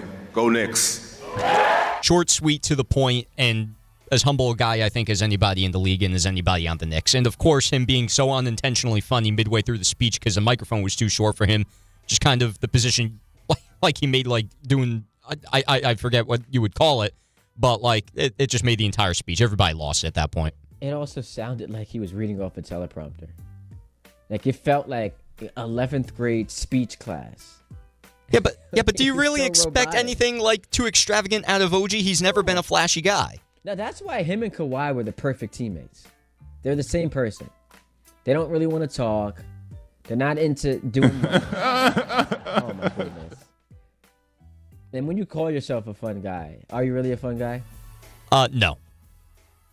All right, what else you got? Do you call yourself a fun guy, Ty? No. Oh, good. You didn't fall for the bait there. All right, so I'll play one more for you from the ESPYs last night. This is going to be a combination of Karl Anthony Towns and Jalen Brunson because the Knicks, of course, sweeping the ESPYs. They won the Best Team award at the ESPYs, and here's a speech on behalf of the team. I want to say thank you to the ESPYs for pulling Josh Hart's invite. Thank you. Appreciate y'all, ESPYs, so much. We really appreciate that. Say thank y'all from all my teammates, and I hope this trophy, especially here in New York, getting this trophy shows the word love. The love of each other and this team is what got us through the humps in December when we weren't playing our best basketball. The love of the fans is what got us back down 29 at home. Yes. And as also, I think this award shows the love of New York, because the love of New York made this whole journey and this whole accomplishment of winning a championship worth it. So thank you, New York. Thank you to the fans. Thank you to the organization for giving us this chance and believing in us. Shout out, and always, Knicks in 5. So you know what I've prematurely thought about? What's that? How are Knicks fans? I guess you'd be the perfect person to ask this because you're a diehard Knicks fan. How are you guys going to treat the regular season next year? It'll be similar to Celtics fans coming off the title in 24, Thunder fans in 25. I guess the difference with the Thunder was like can they break the wins record? They were so dominant to start. But I don't know what the interest level is game in and game out, as far as like a win-loss perspective. Well, it's we just won we just went 16-3 and won the championship. You're going to have the championship high, I feel like. I think that's easily going to draw people back, is to see their championship team almost fully intact come back to the court. Everybody will be able to cheer them on early in the season, give them their much-deserved love and flowers. And then I think once that wears off, it might end up turning into like how we feel about the Yankees. If you're a Yankee fan, it's like, wake me up till the playoffs. I'm just speaking from pure honesty. Like, obviously, there'll be storylines and whatnot. If the Knicks hit a skid, then that'll be analyzed to death. But I feel like that championship high will probably last, I don't know, maybe like the first 15 games of the season, and then it'll start to wear off. I think a lot of people are going to live with it for a while because it's the first Knicks title in such a long time. But I feel like then the standard and the conversation is always going to be like, are these Knicks going to be destined to repeat? Yo, think about what you just said, though, and how amazing that is. Did we ever think we would get to a point where we are comparing the Knicks, the New York Knicks, to the Yankees? I probably... Wake me up when the playoffs start? And I'm not disagreeing with you, by the way. I've wondered, because, last year there is, like, new head coach, expectations are through the roof, highest they had been since late 90s, so you were dialed in to every single minute of every game, and they feel like there are always stakes. Like 2-9 stretch will be the low light of the year. What is that next season? Unless they go 74-8, I don't know that you feel the same way you felt in the past about the regular season. But here's the one thing I actually will give most Knicks fans, though. Anytime you mention the Knicks, we will start getting like calls about the Knicks, and everybody will have a passionate opinion about the Knicks. So I don't think there's going to be any sort of luster really lost, but it's just food for thought. Yeah, it's fun. Is that the end of audio files? Oh, it sure is. 800-919-3776. We're having a great time today, filling in for Bart and Carlin. We go till 1 o'clock, leading you into the Michael K. Show right here on ESPN New York. If you're heading into summer without a medical emergency kit, you're taking a risk most people don't think about until it's too late. Summer colds linger and can turn into sinus infections that last for weeks. Getting sick right now before vacation can derail everything. And when you're traveling, finding a doctor and pharmacy is stressful. That's why I ordered a medical emergency kit. It's like having urgent care and a pharmacy right at home. It includes essential prescriptions like amoxicillin and generic Z-Pak to treat a wide range of common and serious illnesses. So if you wake up sick at home or on the the road, you already have what you need. No waiting for your doctor, no hours at urgent care, no pharmacy lines, no copays. Just match your symptoms to the right prescription in your guidebook or call their telemedicine doctor standing by. Start on your meds sooner and feel better faster. Every home needs at least one medical emergency kit. Order yours online in minutes and it's shipped to your door. And save $45 with my promo code 880 at urgentcarekit.com/880. That's promo code 880 at urgentcarekit.com/880. Hey! My dad is bringing home the best birthday cake ever! It was my 5th birthday, and my dad was bringing home the cake. Should have been here a half hour ago. The cake never made it, and neither did my dad. 911, what's your emergency? That was the day a drunk driver killed my dad. Daddy? Impaired drivers take lives. Think. Sponsored by the New York State Governor's Traffic Safety Committee. Aired in cooperation with the New York State Broadcasters Association. Miller time. People think it just happens, but that's not true. You know what you gotta do? You gotta go say hello with some beers. Make the plans. Forget the couch. Go to that thing. Play the game. See them in person. Talk to that stranger. Live a little. Small acts of rebellion that bring us together. Because legendary moments start with a light. It's Miller time. Celebrate responsibly. 2026 Miller Brewing Company, Milwaukee, Wisconsin. Tickets are on sale now at fanaticsfest.com as Fanatics Fest NYC returns to the Javits Center on Thursday, July 16th through the 19th. The world's #1 sports fan festival puts you where sports, collecting, culture, and entertainment collide. See stars like Tom Brady, Aaron Judge, Jalen Brunson, and hundreds more, including live panels and podcasts, exclusive merch, and Fanatics games with $2 million in prizes. Go to fanaticsfest.com to get your tickets today. Harry Douglas here to tell you about Fruity Rainbow 5-Hour Energy Shots. It's a fruity candy flavor explosion, and I mean explosion. Fruity Rainbow 5-Hour Energy Shots, a zero sugar treat that's sweet tooth approved. These can take care of my candy cravings and provides a tasty caffeine kick without all the sugar. Fruity Rainbow 5-Hour Energy Shots. Get candy flavored chaos with Fruity Rainbow 5-Hour Energy Shots. Available online at 5hourenergy.com or Amazon. If you love to travel, Capital One has a rewards credit card that's perfect for you. With the Capital One Venture X card, you earn unlimited double miles on everything you buy. Plus, you get premium benefits at a collection of luxury hotels when you book on Capital One Travel. And with Venture X, you get access to over 1,000 airport lounges worldwide. Open up a world of travel possibilities with the Capital One Venture X card. What's in your wallet? Terms apply. Lounge access is subject to change. See CapitalOne.com for details.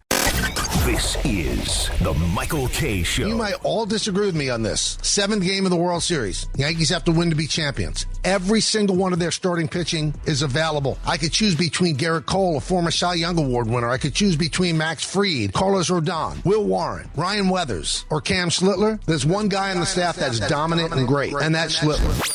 The Michael K. Show, weekdays at 1 on ESPN New York and streaming live on YouTube. Presented by the Parisman Firm. Ooh. Ask and you shall receive. One of my favorite songs. Little Fantasia, When I See You. Banger. I don't believe in guilty pleasures, by the way. If you like something, shouldn't feel guilty about it unless it's nefarious. 800-919-3776. It was so mystifying to me when I was doing the show a couple days ago with Bart Scott, and I was recapping something that had happened many years ago. I guess 22 years ago, 5th grade prom. And then everyone was like astonished. 5th grade prom? What the hell is that? Bart had no idea what a 5th grade prom was. Harvey, Tom, the same deal. I pulled up yesterday to DiPietro and Rothenberg unanimously. Rick, Dave, RJ, Ray, never heard of a 5th grade prom. And so it was not that I need validation, but I posted the clip on Instagram at Ty D. Butler, and people hit me up like, yeah, 5th grade prom is a thing. Maybe it might just be a New York City thing. But that happened. I wasn't making that up. What would be my intent? My motivation to make something up like that? That was crazy. But yeah, 5th grade, 8th grade, 12th grade prom is the thing. 800-919-3776. Let's go to the boogie down. We talk to Jose. What's up, Jose? How you guys doing? Thanks for taking the call. I heard the last bit of the segment right before y'all went to break, and I just wanted to comment as a Knicks fan and a Yankee fan, just 2 quick points. As a Yankee fan, you grow up kind of expecting a championship because you got 20+, the pennants, all of those things.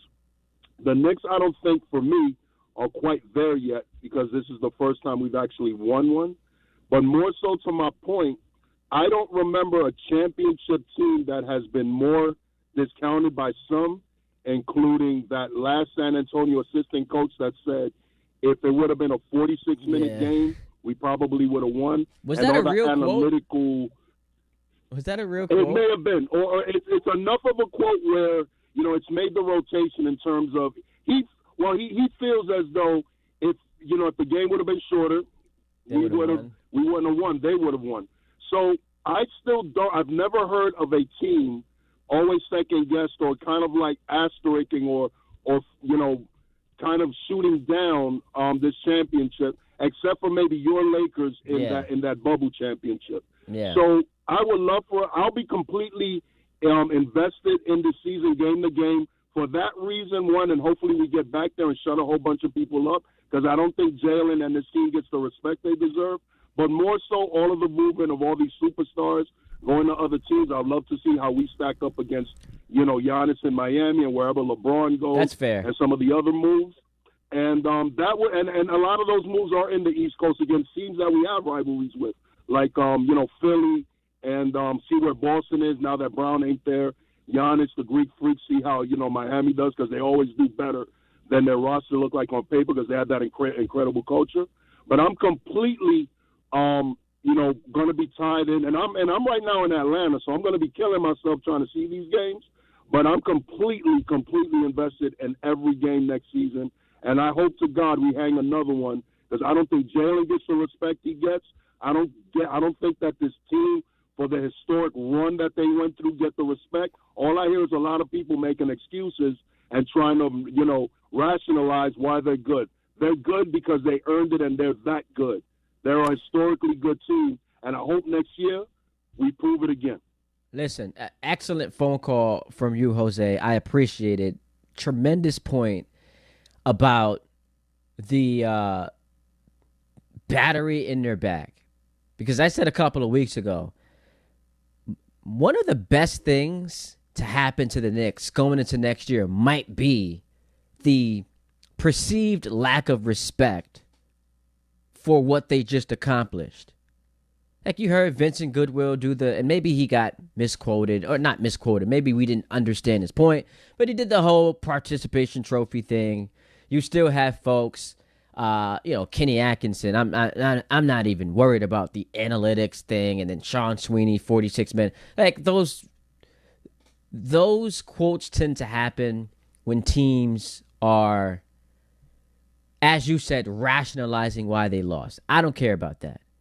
But if they go into this season feeling like, oh, y'all thought one wasn't enough. How about we become the first team to repeat since the dynastic Warriors? First team to repeat since the KD and Steph Warriors. Jokic couldn't do it. The Celtics, who went 80-21, they couldn't do it. Oklahoma City, we were calling them the best team. Shea couldn't do it. My Lakers, unfortunately, couldn't do it. It was injury related. Neither here nor there. Giannis couldn't do it. So and I'm saying the Knicks thinking this way, if we are to become the first team to do something none of those cats have done, y'all gonna have to be putting respect on our name in a way that you haven't done in the past. So maybe that adds an extra layer of motivation. I don't know. Regular season will be tough, though. Once you get to the playoffs, activation mode. Regular season might be tough. Hour number 3 coming up next, right here on ESPN New York. On the biggest stage in the world, FanDuel is changing the game because sometimes your player gets subbed off and your bet goes with them. Not anymore. With FanDuel Super Sub, if your player is subbed out, your bet stays in. That's right. If your player leaves the match, your bet continues on with the substitute. So you're still in it until the final whistle. Visit FanDuel.com/local to get started now. All through this tournament, the betting options on FanDuel bring you straight onto the pitch. Who will score the first goal? How many shots will each team have during the match? It's all right there in the app. And with same-game parlays, you have a chance for bigger payouts. And best of all, with FanDuel, you get paid instantly when you win. Let there be goals this summer on FanDuel. 21 plus and physically present in New York. Caught with a gambling problem? Call 1-877-8-HOPE-NY or text HOPE-NY 467-369. At City Harvest, we believe no New Yorker has to go hungry.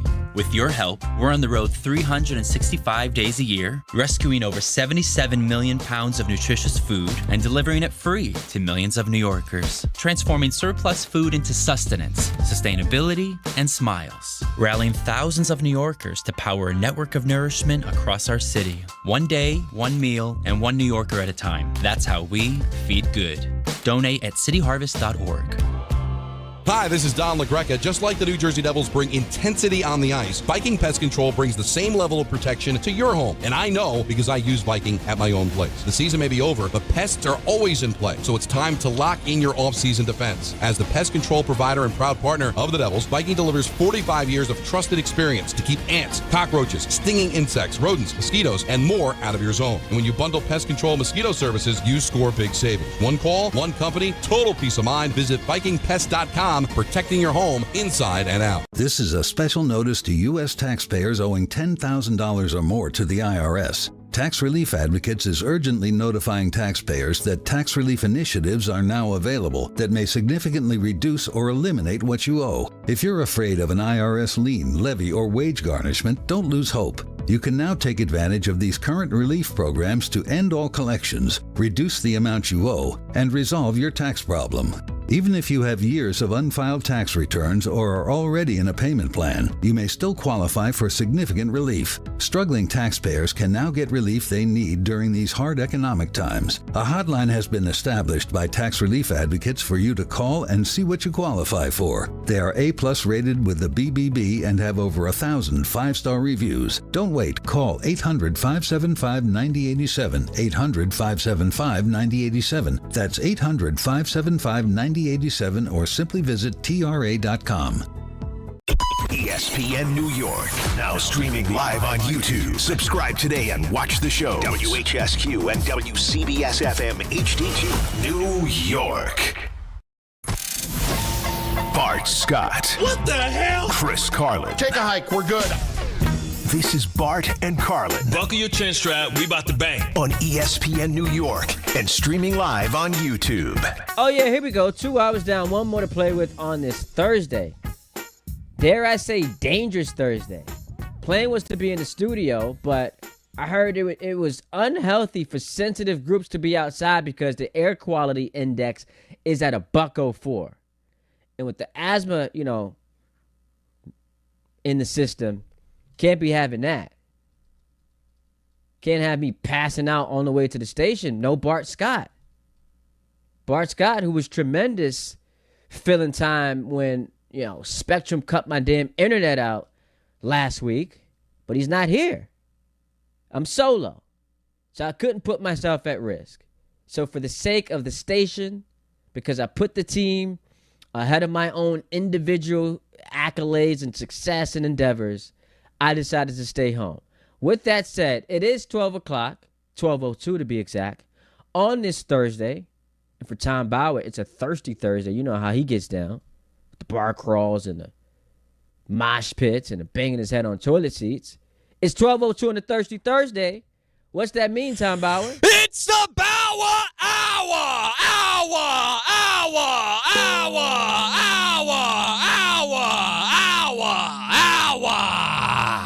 Ooh, that's 8 for OG. 8 for OG.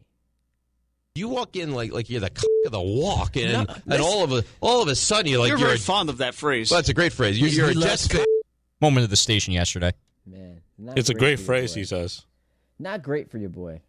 So was the number 8 for the amount of women you spoke to last Saturday night when you was on your bar crawl journey? No, that number would have to be higher. Higher? But you had an offer. Well, it's not an offer if you're not trying. I still don't understand why you wouldn't be trying. I'm concerned about you, Tom. Why is that? Well, because you've got this big trip to Cali, going back to Cali, planned for next week. First time going to Cali. You're going to, I believe, San Francisco first. Correct. Then you head into L.A. Correct. And now you're back to New York. That's a lot of traveling. It's a lot of traveling to do in a week. With this explosive diarrhea situation yes. going around, I'm just concerned about your bowel movement. So what are they calling this parasite? It's the cyclospora. Like cyclosporosis or something like that? I'm not a doctor. But we're in the right ballpark. So are you nervous? Yes. What this might mean for you? Yes. Because drop a couple pounds, baby. Because I'd like to eat some fresh produce when I'm out there, get the full Cali experience. I wouldn't do that if I were you, my man. And now we have this explosive diarrhea thing going on, and my biggest fear is because I have a few different flights I have to catch. Is it's going to ruin one of the flights at some point, possibly. So, do you find yourself in a situation when you're at your gate and they're calling your section? You're in the bathroom sweating this thing out. I mean, listen, I'm more concerned, bro. I'm more concerned about being 10,000 plus feet in the air, and then this thing But at least, and it's nasty. I would never recommend it. At the very least, you got a bathroom on the flight. But the problem is, if a bunch of y'all catch it, you can't have too many people in the bathroom. Well, then it's going to be like the Hunger Games. It's going to be like who's the survival of the fittest type of thing. Everybody on the flight is just soiling themselves. Oh, boy. That doesn't sound like a great time. It's amazing, and I guess this is the internet just going internet. The amount of people trying to turn this into a diet. Like, hey, I won't be mad if I caught this thing. I got a couple pounds to lose. It's like, man, that's not the healthiest way to get down. No, please don't do that. And please don't ever think like that. I listen, I'm not a doctor and I don't want to be preachy, but that just doesn't sound like the healthy way to go about it. And look, I'm staring at Tom Bauer on a YouTube stream. He of all the people at the station, he might be atop the list of one who can afford to come down and wait a bit. Wow. But I'm not wishing explosive diarrhea on him. That's not what I'm doing. Such a bad guy. 800-919-3776. So we started the show talking about the Knicks. Swept the board last night at the ESPYs. Best athlete, Jalen Brunson, male athlete. Best championship performance, Jalen Brunson. Best NBA player, Jalen Brunson. Best play, OG. Best team, New York Knicks. And so you got an opportunity, if you were a Knicks fan, to just relive one of the greatest or maybe the greatest moments of your sports life, watching your team last night get celebrated, and rightfully so. One of the best stories in the history of the league. We transition to baseball. I know the Mets played tonight, but do they really? It's the second half of the season, and they stink. There is a better chance that they end with the worst record in baseball than they make this thing interesting. And so I think at this point, if I'm a Mets fan, all I am trying to do is find individual players who I watch that I think can factor into the solution going forward. Obviously, Soto, who I don't think should be an MVP conversation. Your team can't be this bad and you be an MVP candidate. I know there's a precedent for it with Trout. I get it. But something feels wrong about a player on a team 2 games ahead of having the worst record in the sport being considered an MVP candidate. That can't happen. But Soto's been excellent, and so you want to watch him. Lindor, I know there are Met fans out here who want to entertain him being traded. I would not do that, but if he does make it past the deadline, which I expect him to, you want to see him have a strong finish to a season that has been littered with injuries for him. You've got Zach Thornton, obviously Nolan McLean. Every single start is must watch because he is, in theory, going to be your ace. And then you've got a couple of the young cats, the AJ Ewings, the Carson Benches, and that's all you really have, right? Luke Weaver, I think, will get traded. Peralta, if you can find a buyer, he'll get traded. I would actually lock up Clay Holmes because he fits the mold of what I just described. Guys you think can factor into your equation going forward as far as a solution. I would lock up Clay Holmes. He has a lot of experience here in New York. Obviously, he is someone who is appreciative, it would appear, of the Mets giving an opportunity to do something he wanted to do, and that's convert from a reliever to a starter. And Clay Holmes, prior to him getting hurt, was really, really good. So for the Mets, a team that is in desperate need of starting pitching, one of the good starting pitchers you have, doesn't make sense to trade him. That's as far as the Mets are concerned. The New York Yankees, we know what the second half of the season is about. In my eyes, it's about winning this division. It's about winning this division. But Buster Olney, who did make his weekly appearance on DiPietro and Rothenberg, was asked about the Yankees and whether it was important for them to win the American League East. It's important, but it's not a backbreaker. In a wide open American League field, you can go in as the last wild card entrance and do damage. This reminds me of 2023 when Texas crawled in to the postseason and they wound up winning the World Series. I could see that happening, especially in the American League, which generally stinks. I think the biggest reason why you want to win the division is because you want to get that first round bye. You want to set up your pitching. But I do think the Yankees pitching is going to look a lot different by the time we get to the end of the year. They're going to add bullpen help. That is absolutely the priority before the deadline, along with a right-handed hitter. And if you are in a postseason, we saw last year, right, where they got through the Red Sox, but then they faced the Toronto Blue Jays. They're kind of on their heels with their pitching, and they wound up being at a disadvantage there. That's the biggest reason you want to win the division, to set up your pitching in the postseason. And that's why I feel like it is of the utmost importance. It is priority number one. I am not treating this like it doesn't matter. Like, the American League, it stinks. Wild card, division, doesn't really matter. I'm not operating like that. Because I just saw last year, as Buster pointed out, you play an extra series. Your starting rotation is now compromised in the sense of you don't get to set it up. And now you're on the road against a team that at least was better than you in the regular season. And so that's why I think you have to win the American League East. You have to.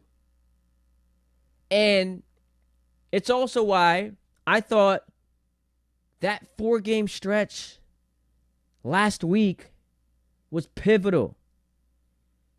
They were staring at a 7-game deficit. And while I am not the biggest believer in the Rays, they're 18 games above 500. And if they had got into a 7-game deficit, the New York Yankees, it would have meant the Rays just beat you 3 or 4. So they are at least on their way to being legitimized. And the Yankees, somehow, with an opener, win that game against the Rays, and then back to back, they go come back in a sweep against the Nationals. Huge. And then you get the help of the Rays losing their final game before the All-Star break. And so now, I'm excited. Rarely do you get this in baseball. And you can be a huge fan, the biggest fan of Die Hard. Rarely do you get regular season matchups that feel monstrous. NFL, we know we get that every week. NBA, at times, you'll get the marquee matchups, and I know they've got a regular season problem, but there will be games that feel huge. Knicks, Pistons. Knicks with an opportunity to get the 1 seed.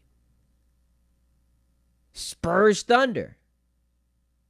So we have the baseball version of that this weekend in the Bronx, where you have the Yankees hosting the defending champs.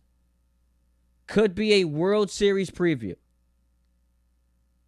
And I'm excited about it because we are going to learn if last weekend was a fluke. Now, because you could argue the Yankees should have been swept by the Nationals. The Nationals, I think it's up to 28 blown saves that they have? Just unfathomable. If they just had a bad bullpen, they win 2 of 3. They've got one of the worst bullpens I've ever seen. They get swept. And so if the Yankees post-break come out, lose this series, then you're home for Pittsburgh, they're halfway decent, lose that series, now you're in Philadelphia. You've got a 9-game stretch where you are going to be tested. Then you play the White Sox, who are pretty good. Then you go to Chicago. Coming out the break, we're going to learn a lot about this team. Was that a fluke against the Nationals? And if it was, might be headed toward a disaster. Because I'll tell you this. We do the whole championship or bust, but is it really? As long as you get in, it's a crapshoot. Well, I don't want to hear any of that. If all season long we are discussing how pathetic the American League is, to the point where the Red Sox, who were dead in the water, are now a game behind the Mariners for the third wild card, that just gives you a depiction of how an abomination this American League is. If we expend an entire year doing that dance, then we get to the playoffs and the Yankees aren't able to, at the very least, get to the World Series. There has to be some accountability. What went wrong? Something went wrong. Now, the caveat is we're going to learn maybe today, hopefully today. So I got some anxiety about this. What's going on with Aaron Judge? Can we get a definitive timeline? Late August, early September. Stanton, different. Here's how I feel about Stanton. And I can't go back on my word. I don't want to be a hypocrite, but back in the 2024 playoffs, I was on the radio after all these games. And I watched Stanton quite literally become one of the greatest postseason power hitters in Yankees history. He's now third all time behind Jeter and Bernie. I said he's good in my book. I don't care how much regular season time he misses. If he can be available come October, I'm fine with it. Yo, play 30 games a year. You show up in October, baby, let's get it popping. So with Stanton, I don't know how you can damn near go on to miss an entire season with a calf issue. But hey, if he's there, ready to roll, first week in October, I'm cool with it. Judge, it's a non-starter as far as his injury.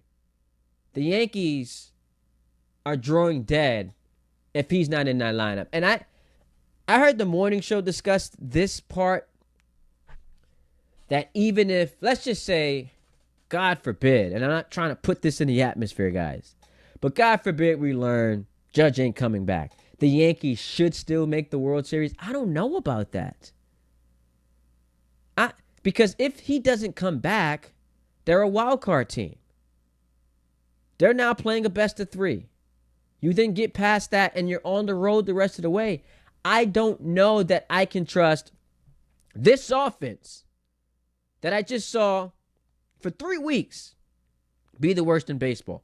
I don't know if I can trust them to put together consistency over the course of 3 playoff rounds.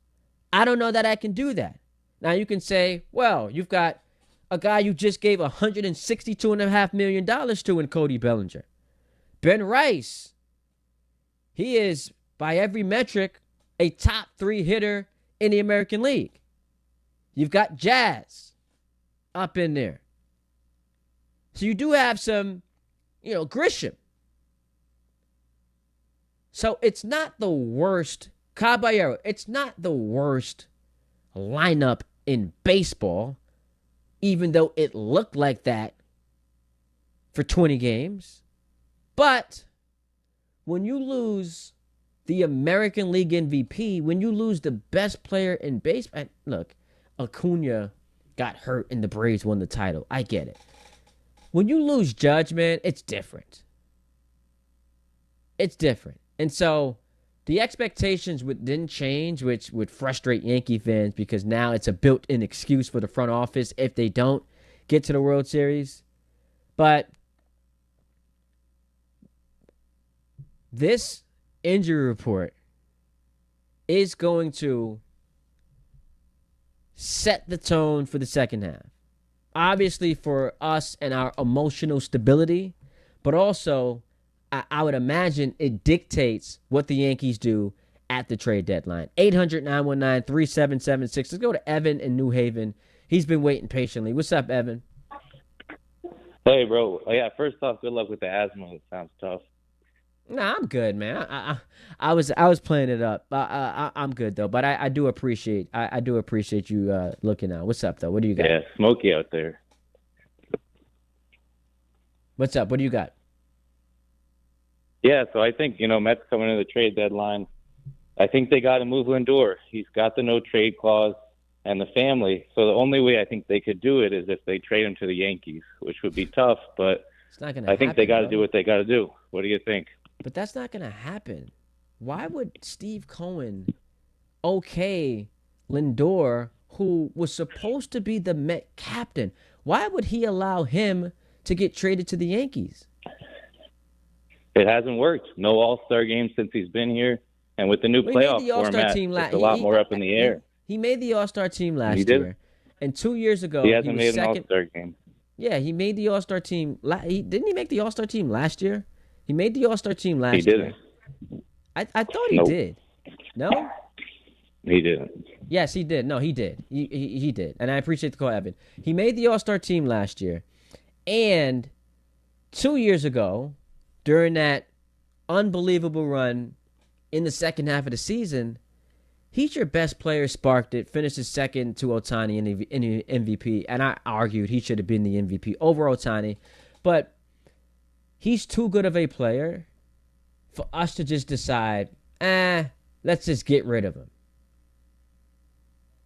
And especially trade him to the Yankees. That's not going to happen. Now, as a Yankee fan, would I love it? Of course. I can't see a scenario where if you are Steve Cohen, David Stearns presents this as an option to you and you give him the green light.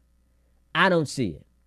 Especially because we know the Yankees desperately need a shortstop. I shouldn't say desperately. Caballero's been fine. But could use an upgraded shortstop. I wouldn't put it highest on the list of priorities, but they could use that. He goes to the Yankees, he rakes, and they win the title. You can't recover from that.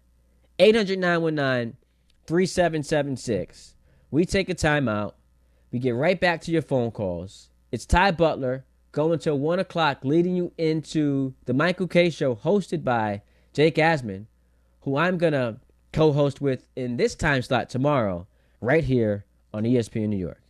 If you're heading into summer without a medical emergency kit, you're taking a risk most people don't think about until it's too late. Summer colds linger and can turn into sinus infections that last for weeks. Getting sick right now before vacation can derail everything. And when you're traveling, finding a doctor and pharmacy is stressful. That's why I ordered a medical emergency kit. It's like having urgent care and a pharmacy right at home. It includes essential prescriptions like amoxicillin and generic Z-Pak to treat a wide range of common and serious illnesses. So if you wake up sick at home or on the road, you already have what you need. No waiting for your doctor, no hours at urgent care, no pharmacy lines, no copays. Just match your symptoms to the right prescription in your guidebook or call their telemedicine doctor standing by. Start on your meds sooner and feel better faster. Every home needs at least one medical emergency kit. Order yours online in minutes and it's shipped to your door. And save $45 with my promo code 880 at urgentcarekit.com/880. That's promo code 880 at urgentcarekit.com/880. Tricon Construction is growing across New Jersey, delivering larger, more complex commercial projects with the precision today's developers expect. Because when the timelines, capital, and reputation are all on the line, you need more than a contractor. You need a true construction partner. Tricon brings experienced leadership, disciplined project management, and a team built around accountability and execution. From planning to completion, they build with purpose, professionalism, and pride. For serious commercial projects, build with Tricon. Visit triconbuilds.com. That's triconbuilds.com. If you've been injured on a construction site, then you need a lawyer who knows New York's unique labor laws. At the Parisman Firm, they have decades of experience handling construction accident cases and a proven track record of delivering huge results. Their team has already recovered nearly $1 billion for hardworking New Yorkers. From scaffold accidents to slip and falls and equipment failures, they've got your back. Call the Parisman Firm now at 718-WORKERS. That's right, 718-WORKERS, because your case is their cause. Get the justice you deserve today. You're in charge of ordering boxes. Small boxes, really big boxes. You're in charge of tape, labels, mailers, bubble wrap, extra bubble wrap, just for fun. You're in charge of warehouse cleaning and safety supplies. Good thing there's Uline. Thousands of quality products for your business and warehouse needs, always in stock, ready to ship same day, and backed by Uline's legendary 24/7 customer service. Uline makes it easy because you already do enough. Uline, we warehouse for you.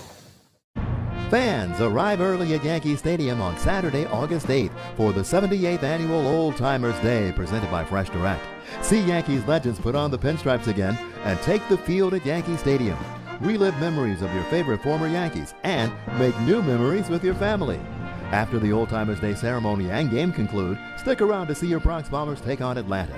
Get your Saturday, August 8th Old Timers Day tickets presented by Fresh Direct at Yankees.com/tickets today. In my world, you're always sorting through information, trying to find what matters most fast. Well, if you're hiring, you can now review all these resumes and applications faster thanks to ZipRecruiter. ZipRecruiter has a new feature that instantly shows you the most interested, qualified candidates first. ZipRecruiter's matching technology finds qualified candidates quickly. And with ZipRecruiter's new feature, qualified candidates show up at the top of your list. Try it for free at ZipRecruiter.com/sports. Meet your match on ZipRecruiter. When's the last time payroll was the easy part of your week? With Gusto, it can be. Gusto is the all-in-one platform designed to take the hassle out of managing your team, from payroll and compliance to hiring, onboarding, and more. With Gusto, you can get back 2 full days each month with all the time you've saved. Go to gusto.com today and learn why over 500,000 small businesses choose Gusto. That's GUSTO.com. Gusto.com.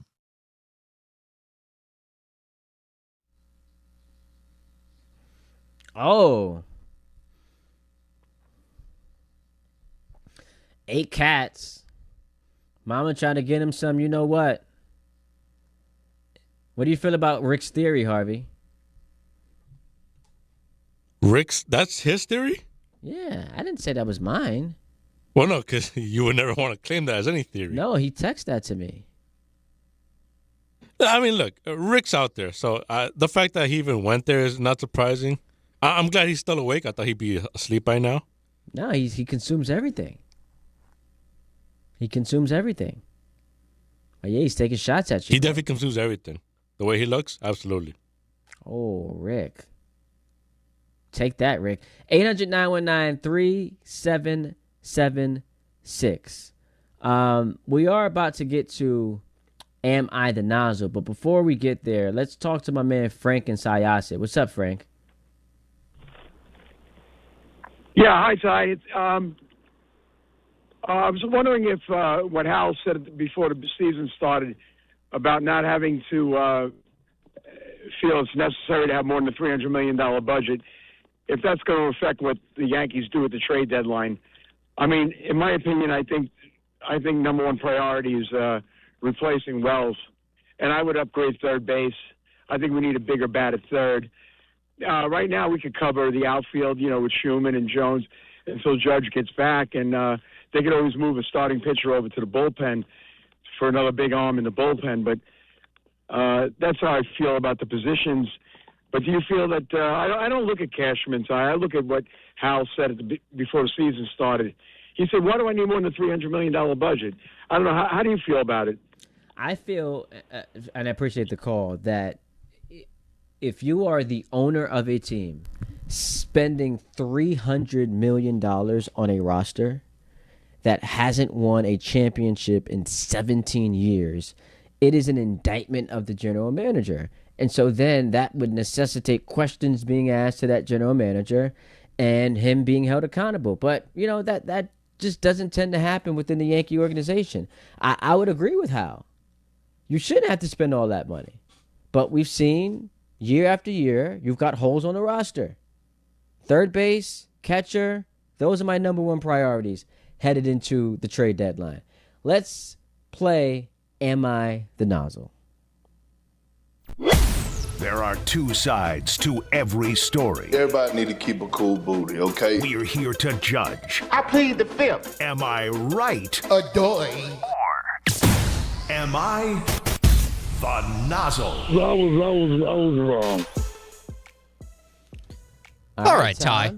Front and center, baby. So if you don't know how this works, I'm going to present you a situation in which somebody may or may not have done something that you would consider nozzle-worthy. There's another word for it that goes on Reddit that starts with an A and ends with something I can't say. Yes. But you can kind of get the picture. They're going to be sports-related, maybe not sports-related. Maybe I'll throw a curveball your way. All right. So let's get into it. And this one is from last week, and this one is kind of degrading in a little bit of a way. So Tom Dundon. He's the new owner of the Portland Trail Blazers, and he also owns the Carolina Hurricanes. And notoriously, he's known as being cheap with the Trailblazers since he bought them, laying off staff members, not sending certain staff members on flights to the Trailblazers playoff games, I believe it was. Tiago Splitter. That's right. And then giving his coach a one-year deal with incentives to say, prove it to go forward. and he's in a whole bunch of a mess with the Trailblazers. But he caught himself under fire with the Stanley Cup winning Carolina Hurricanes because he decided, I'm going to put my name on the Stanley Cup, which is fine because I believe that's traditionally what owners of teams have done. Here's what he also did. He put the names of his 5 children also on the cup ahead of certain staff members who've been with the team for a while, or I believe there may have been a guy who was on the roster at one point and either left or was injured or something like that got left off the cup as well. And now their name won't be etched technically in history forever, but the names of his 5 children that had nothing to do with the team's success will be. Is he the nozzle in this case? Absolutely. One is he's got a rich history, as you outlined, of nozzly behavior. Also, this falls in line with one of my biggest gripes, and I get reminded of it every time a team wins a championship and I'm watching the presentation. Man, owners don't deserve to be the ones to first touch the trophy and get the first interview. I don't want to hear from the owner. I want to hear from the players. Good job spending money. Great. Get out the way. I want to hear from the players who were actually on the court, on the field, on the ice, who contributed to the championship. And now we get to this. You're putting your kids on the trophy, my G. Come on, man. Come on. Kids that had nothing to do with the team's success. Some of them are. Some of them are I think one of them is 4 or 5 years old or something like that. Are we going to allow these kids to make roster decisions based on their ratings and whatever the NHL game is? Well, that happened with the Jets, right? Yeah. So is that going to also be the follow-up to this? Come on. Yes. Yes, he is the nozzle. All right. I figured that would be the case. Now, this is an interesting one that happened last week as well. And this has to do with a little something that happened on the Dan Patrick Show. So, I saw this. Yep. Yes, so this is a very interesting thing that happened. So I guess Dan Patrick was slated to have WNBA Commissioner Kathy Engelbert on his show last week. I guess they're live from a golf outing or something like that. And apparently the WNBA Commissioner, they agreed she would be on the show. And then 2 hours goes by, no word. And then all of a sudden, she's not on the show anymore because I believe somebody with the WNBA said, you know what, we're not going to put her on the show. And then Dan rightfully went on a rant on a segment that was listen, as a league commissioner, If you want to say to his face, I don't want to be on the show for X reason, he would take that personally fine. I believe he mentioned Roger Goodell as an example of that, and he says he has no problem with that. That's the respectful wishes. But meanwhile, Kathy Engelbert didn't want to appear on the show, or the WNBA shut it down or something like that. He went into the league being like serious or not serious. But then the real thing that was striking is somebody clever who was directing the show. Remember how I said they're at a golf outing? They cut to her like hitting like a golf ball or like shanking it or something like that, like 50 yards away or something like that, while the show is going on and while they're doing the rant about them. So I ask you, Ty. Yes. Is Dan Patrick and Nozzle at all for bringing this up on the air and for whoever showing the shot of that, or is anybody in the Nozzle in this case at all? It's her, of course, because the WNBA continues to shoot itself in the foot. Continually. We had the labor negotiations. We have what's going on with Caitlin Clark and how she's officiated. And now you have one of the most prominent voices in media asking you to come on his show just to have a conversation. Because, by the way, you're not just talking to him. You're talking to your fans. And for you to decide, not only am I not going on the show, but I'm going to blame someone. You're your own boss. What are we talking about? And so, no, Dan's not the Nozzle. Absolutely not. I'm glad he called her out. This was an opportunity to broadcast to your fans, your base, to answer questions people had about your sport, and you ducked the smoke. That's whack. And a nozzle move. So here's another situation for you. I got two more for you right now. So this one happened between former teammates at this point now. This one happened between Bam Adebayo and Tyler Hero, because apparently there was a little confrontation. After Tyler Hero got traded from the Heat to the Bucks, I don't have all the full details. I'm trying to catch up on the details as we're doing this. But I guess something either Tyler Hero said about Bam Adebayo or the Heat.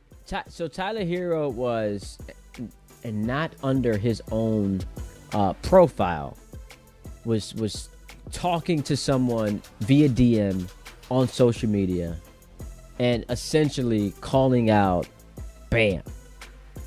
And, questioning whether he was worth the amount of money he was being paid based on him being limited as a player, particularly on offense. Okay. So that was what set him off. So then here's the rest of the story. So Bam Adebayo approaches Tyler Hero, I guess while he's with his AAU team, and Bam all of a sudden just goes up to Tyler and punches him or slaps him in the face, a la Tommy Pham, I guess with Jock Peterson a few years ago when we had this whole fantasy football debacle happen. And so I ask you, Ty, is Bam the Nozzle for doing this because Tyler Hero said something about him? Maybe you could coordinate something on the side to say, yo, that wasn't cool or something like that. And for also doing it in front of his AAU team and just going up to him and essentially assaulting him. No, I don't think he's the Nozzle. We also don't. Do we really have the details of what the conversation was like? Because what if Bam just went up to him and was like, yo, I don't like what you said. And then Tyler Hero said something spicy. There was some greasy talk. And now Bam wanted to check him. Not just check him, but chin check him. And so until we get all the details, and maybe it's out there and I just missed it, about why Bam decided he wanted to punch him in the face, I can't call him a nozzle. You said something about me on social media. I am coming to you as a man to talk about it. And we talking about it. I'm going to punch you right in the face. No, you're not. Yeah, I will. No, you're not. And there was a physical altercation that ensued between two former teammates. It is what it is. If I was dumped, I'm going to punch somebody in the forehead. I don't think that makes him a nozzle. Yeah, fair enough. So, how about you? Do you think that makes him a nozzle? A little bit. If you're going to do it in front of, if you two are just meeting in the middle of a hallway doing nothing, and then you had the confrontation there without people there, that's fine. Do whatever you want. But if you're going to do it in front of his AAU team, come on now. Like that's not the best. Hey. I'm not saying the action is unwarranted because I don't know exactly what was said. I'm saying doing it where he did it is probably makes you a nozzle. I want to punch you when you say that. The counter to that is AAU team, little teachable moment for them. Don't go around talking crazy about people. You might get pressed. You might get punched in the mouth. Yeah, I don't think that's the lesson that should be learned from that. By the way, watch what you're saying about people on social media. Chill out. By the way, there is an update to this from Shams an hour ago. Okay. This is an NBA spokesperson speaking about the incident. He said after discussing with players involved in the NBPA, everyone would prefer to move on from this unfortunate circumstance. No further action will be taken by the league. I'm sure when the Bucks and the Heat play this season, though, there might be a little malice that goes on. There's gonna be some action.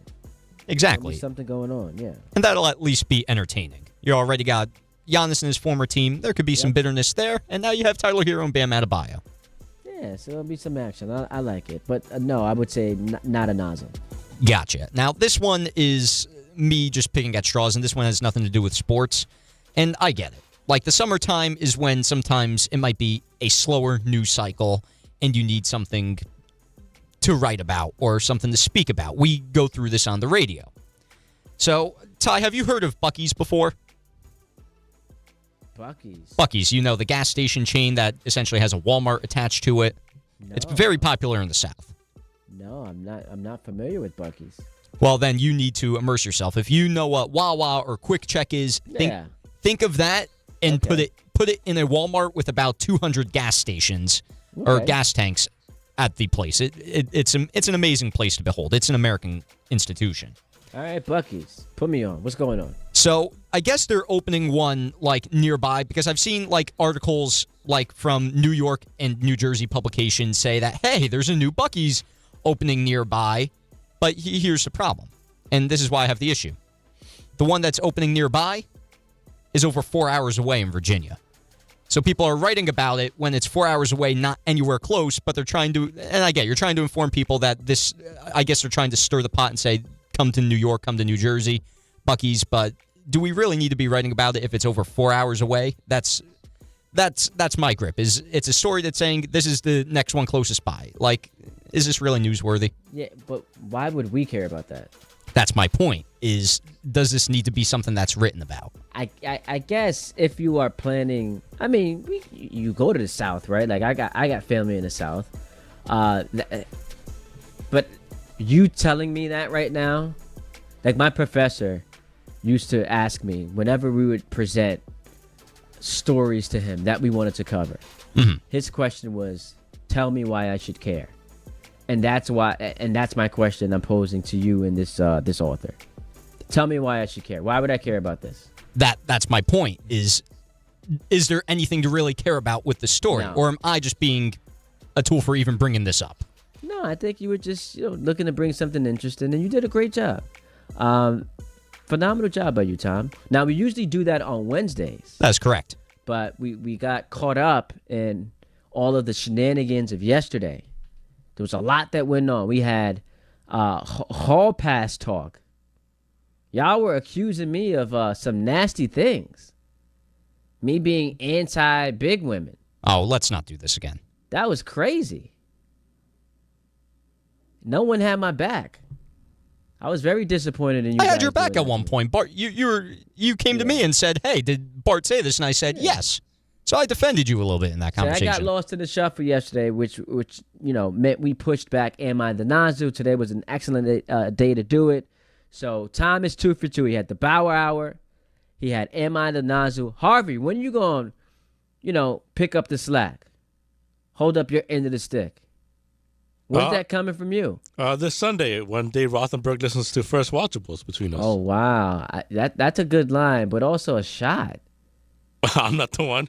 He's been the one perpetrating this. Now, have you watched our movie yet? Obsession, 2025 horror film. It's not really a horror, but it's a disturbing It's a psychological horror film. Yeah. Oh, you've seen it, Tom? I've seen it, and I think it might be my favorite movie of the year that's been released this year. And I think it could end up being the best movie of the year. Wow. You think it's Oscar-worthy? I have no criteria to judge on that, considering my lack of movie knowledge, but I would put it against something that would be Oscar-worthy. You enjoyed it? Yes. It was... Obviously, if it's your favorite movie, you enjoyed it. Yes. It's a lot of psychological horror, and it goes into some very dark issues, but I think it's so well done for the budget that they had that I think they did an incredible job pacing the story, how the flow went of the movie, and it really was a horror movie, but not really the typical horror that you might necessarily are accustomed to seeing in the theater or something like that. I think the production of that was completely outstanding. So we're excited, and I'm getting emotional talking about it. That's how much fun I had doing First Watchables. Harvey, have you seen it? No, I'm waiting for it tomorrow because apparently it comes out on Peacock tomorrow. Oh, yes, we did say that. It does drop on Peacock tomorrow. There are some interesting takeaways from this movie. Very interesting takeaways. A man was not allowed to go on a guy's night, which I found to be troubling. Very troubling.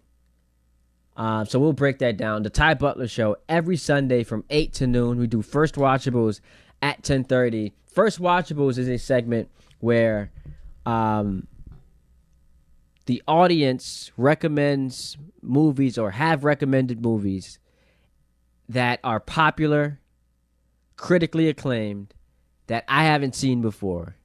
And so we watch it together, as a show, and we get into it at 10:30 every Sunday morning. So we'll do that coming up in a few days, but 800-919-3776 at Ty D. Butler. That's where you can find me on Twitter and Instagram. We come back. We wrap the show. Bart and Carlin, ESPN New York and the ESPN New York app. New York City, get ready as Fanatics Fest returns to the Javits Center July 16th through the 19th, right in the middle of the biggest sports weekend of the summer.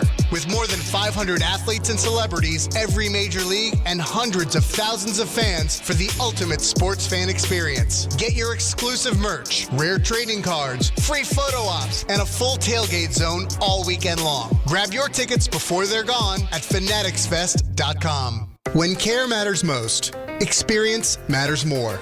The Allure Group is redefining rehabilitation and long-term care across New York with 6 convenient locations. Their expert clinicians create personalized care plans to help you recover, rebuild, and get back to what matters most. From short-term rehab to long-term care, Allure is committed to comfort, dignity, and results. To learn more, visit allurecare.com. The Allure Group, where care meets compassion.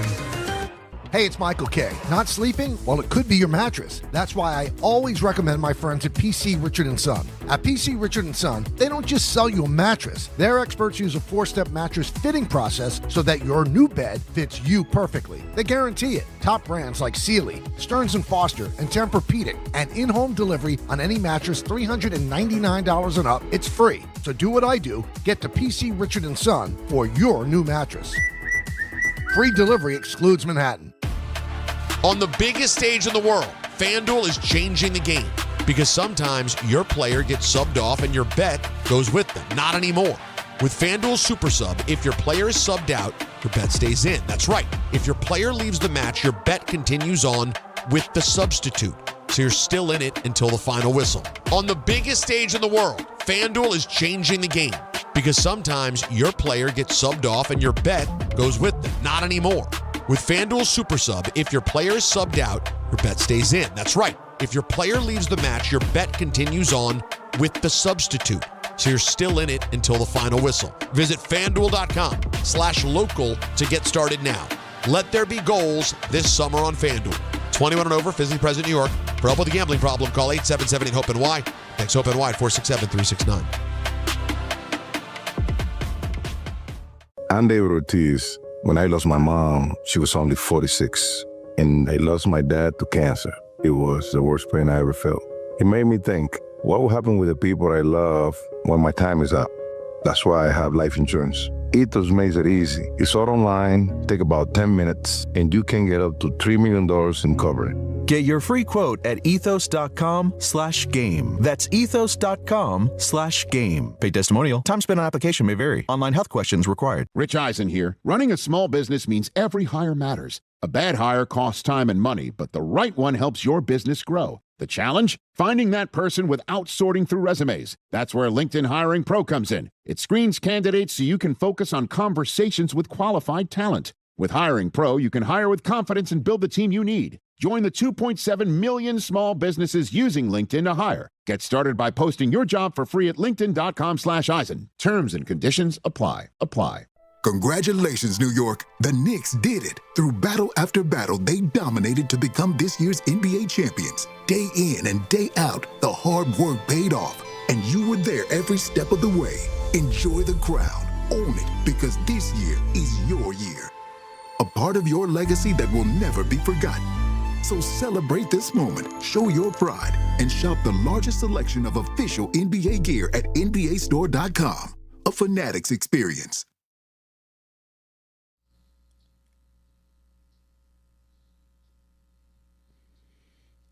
And I love it. Yo, shout out to Harvey because he understands the moment. We were just talking about, what's the name? Buc-ee's, right? The name of that store that's going to be gas station connected to a Walmart. And he's like, yo, I'm going to play some South music. So I'm going to play some South music. That's what he did. Shout out to Harvey. Understanding the moment. That's what he does. 800-919-3776. So a fun show today. We talked about the Knicks sweeping the ESPYs. Excellent season for them. Memorable. One you'll never forget. FIFA World Cup final. You've got Spain against Argentina. Harvey, what's your pick? Oh, man. Yeah, I'd probably go Argentina in extra time. It's just the fact that I hate the saying, whoever scores first wins. I hate that saying. Which really hasn't been the case for Argentina, right? No, because they've come back against Egypt. They've come back against England. Spain is just, they're different, that they like to control the game, even though most of the stars haven't really showed up. They play more as a collective, but they don't allow goals, right? Is that they've only conceded once, which was against Belgium, which is insane. So that should be a fun one. But we had to give Messi all the love in the world today. He was excellent in that comeback yesterday. They beat England 2-1, and the story of Messi continuing to be written as the GOAT. So we covered that. Talked some baseball, of course. Yankees and Mets. Mets second half starts tonight against the Phillies. Yankees in action tomorrow. And we will be back tomorrow, by the way. Jake Asman, Ty Butler, taking you from 10 to 1 right here on ESPN New York. We close the show with your phone calls at 800-919-3776. Chauncey's in Westwood. What's up, Chauncey? Ty, what's up, man? How's it going? Going great, man. What's up? Good to hear. I just wanted to, I had a little theory since earlier on the show you were, you mentioned Rothenberg was taking shots this morning. And, I can't help but notice, seems like a recurring theme recently. I don't know what it is. And, I feel like just by watching or listening to the station and these shows, I get a pretty good read on, who actually likes each other and who doesn't. And I don't know, but from my understanding, you and Rothenberg go way back. But when he talks about you and when he talks to you, I don't know, man. There's something there, and I don't know if it's something happened along the way. It's either something happened along the way where you may have said something or did something that he didn't particularly like, or I don't know. I think he wants you to have success, but you might be having too much success recently. Sees you got your own show, you're on SNY doing your thing, and I think he says that's my protege, and he might be passing me up. Listen, so the first option being I've done something to offend him. No, I haven't done anything to offend Dave. I don't know, man. It was weird that we were hanging out yesterday, having a good time. Now he's taking shots at me. He said something like, "Oh, the Sunday show is too much for him." It's not something you should be saying about. And I thought that was very ironic. He said that because number one, he has a co-host, but I would say he throws to the producers more than any host on the station. Would you not agree with that? Not only that, but he also, when we did the Saturday show together, talked to me the entire time. Exactly. So I don't know. It was odd, but I appreciate you, Chauncey, coming to my defense. It's all love on my end. Richard in Manhattan's going to close us out. What's up, Richard? Richard. Oh, that's really sad. Richard's actually going to be really disappointed when he learns what happened. That's sad. He was supposed to close us out. He was supposed to be the Mariano Rivera of the show. And he just wasn't there when we went to him. My man Jake Asman's in the building? The closer is here, Ty. Oh, okay. I'm sorry Richard wasn't there for you, but I am. Well, I prefer you anyway, with all due respect to Richard. I'm excited about tomorrow's show. You and I linking together. In studio, how'd that happen? I thought you were defiant. You were not working in the studio on a Friday. Next thing I know, John's telling me, "Oh, you guys are both coming in." I'm like, "Alrighty then." Well, we traded because I was supposed to be there today, and he said, "You stay home today, but you'll come in on Friday." So we did the 1-for-1 trade. The old switcheroo. How about we can break down the Jets winning 9 games next year? I think that'll be fun. Is Bart at 9? Did he go up to 9? Yeah, I got him to go all the way up to 9. So top 7 offense, Geno greater than Dart, and the Jets at 9 wins. So, I hope he's right about all these things. I really do. It would be so much fun. Listen, I said this about, might have been about the Yankees. There was a take I had where I was like, I hope I'm wrong, but here's what I believe. I feel that way about the Jets. I have them winning about 3-4 games. I hope I'm wrong because it would be great for us. We're diehard Jet fans. I don't know how this happened, but the Fitzpatrick highlight showed up on my timeline today. The IK Incompali, where people just forget, like, despite the 3 interceptions, he throws a bomb to him to win the game, and he just drops it. Oh, you're talking about the one of the final plays in Buffalo, right? Yeah, 2015. Yeah, I think it was Kimbrel Tompkins, Actually, the Jet yes, receiver. it was Kimbrel Tompkins. You're right. IK knocked Geno out before that year started, which set the whole thing in motion. Yeah, Kimbrel Tompkins had a chance to, despite the 3 interceptions, win the game, and he just dropped. I don't know how that showed up on my timeline, but this is where we are as we approach the NFL season. So what do you got cooking on your show today? Well, I'll tell you what. We're going to talk some Jets with Mike Tannenbaum at 1:30. Him and I still are able to work together in the fall this year, despite our differences over the Jet head coach last year. So Mike's going to pop on, do a little football with him. Do some baseball today. Knicks sweeping the ESPYs. Knicks in 5 at the ESPYs. 5 awards last night for the Knicks. So we'll get into some of that. I mean, it's one of those days where you can really go anywhere with the conversation because we got to get some sports back. And no, the Mets playing tonight does not count. So you're not buying into the Mets who are 17 games under 500? The winning streak to get back to 500 begins tonight, some are saying. By the way, quickly, I know there's a precedent for it because Trout had it happen for him. You cannot give the MVP to a player on a team that might finish with the worst record. And so I don't want to hear people talking about, as great as he's been, Soto being some MVP candidate. That can't happen. Yeah, I don't see how he could win it, right? I mean, there is precedent for forget just Mike Trout. I mean, A-Rod won a couple MVPs on the Rangers, and they were a last-place team. So it does happen, but A-Rod hit something like 50 home runs that year. True. He probably, if you compare the seasons, A-Rod probably had a much better season than Soto. I don't think he'll win MVP, but he'll probably finish in the top 3 again, just based on how he's played so far.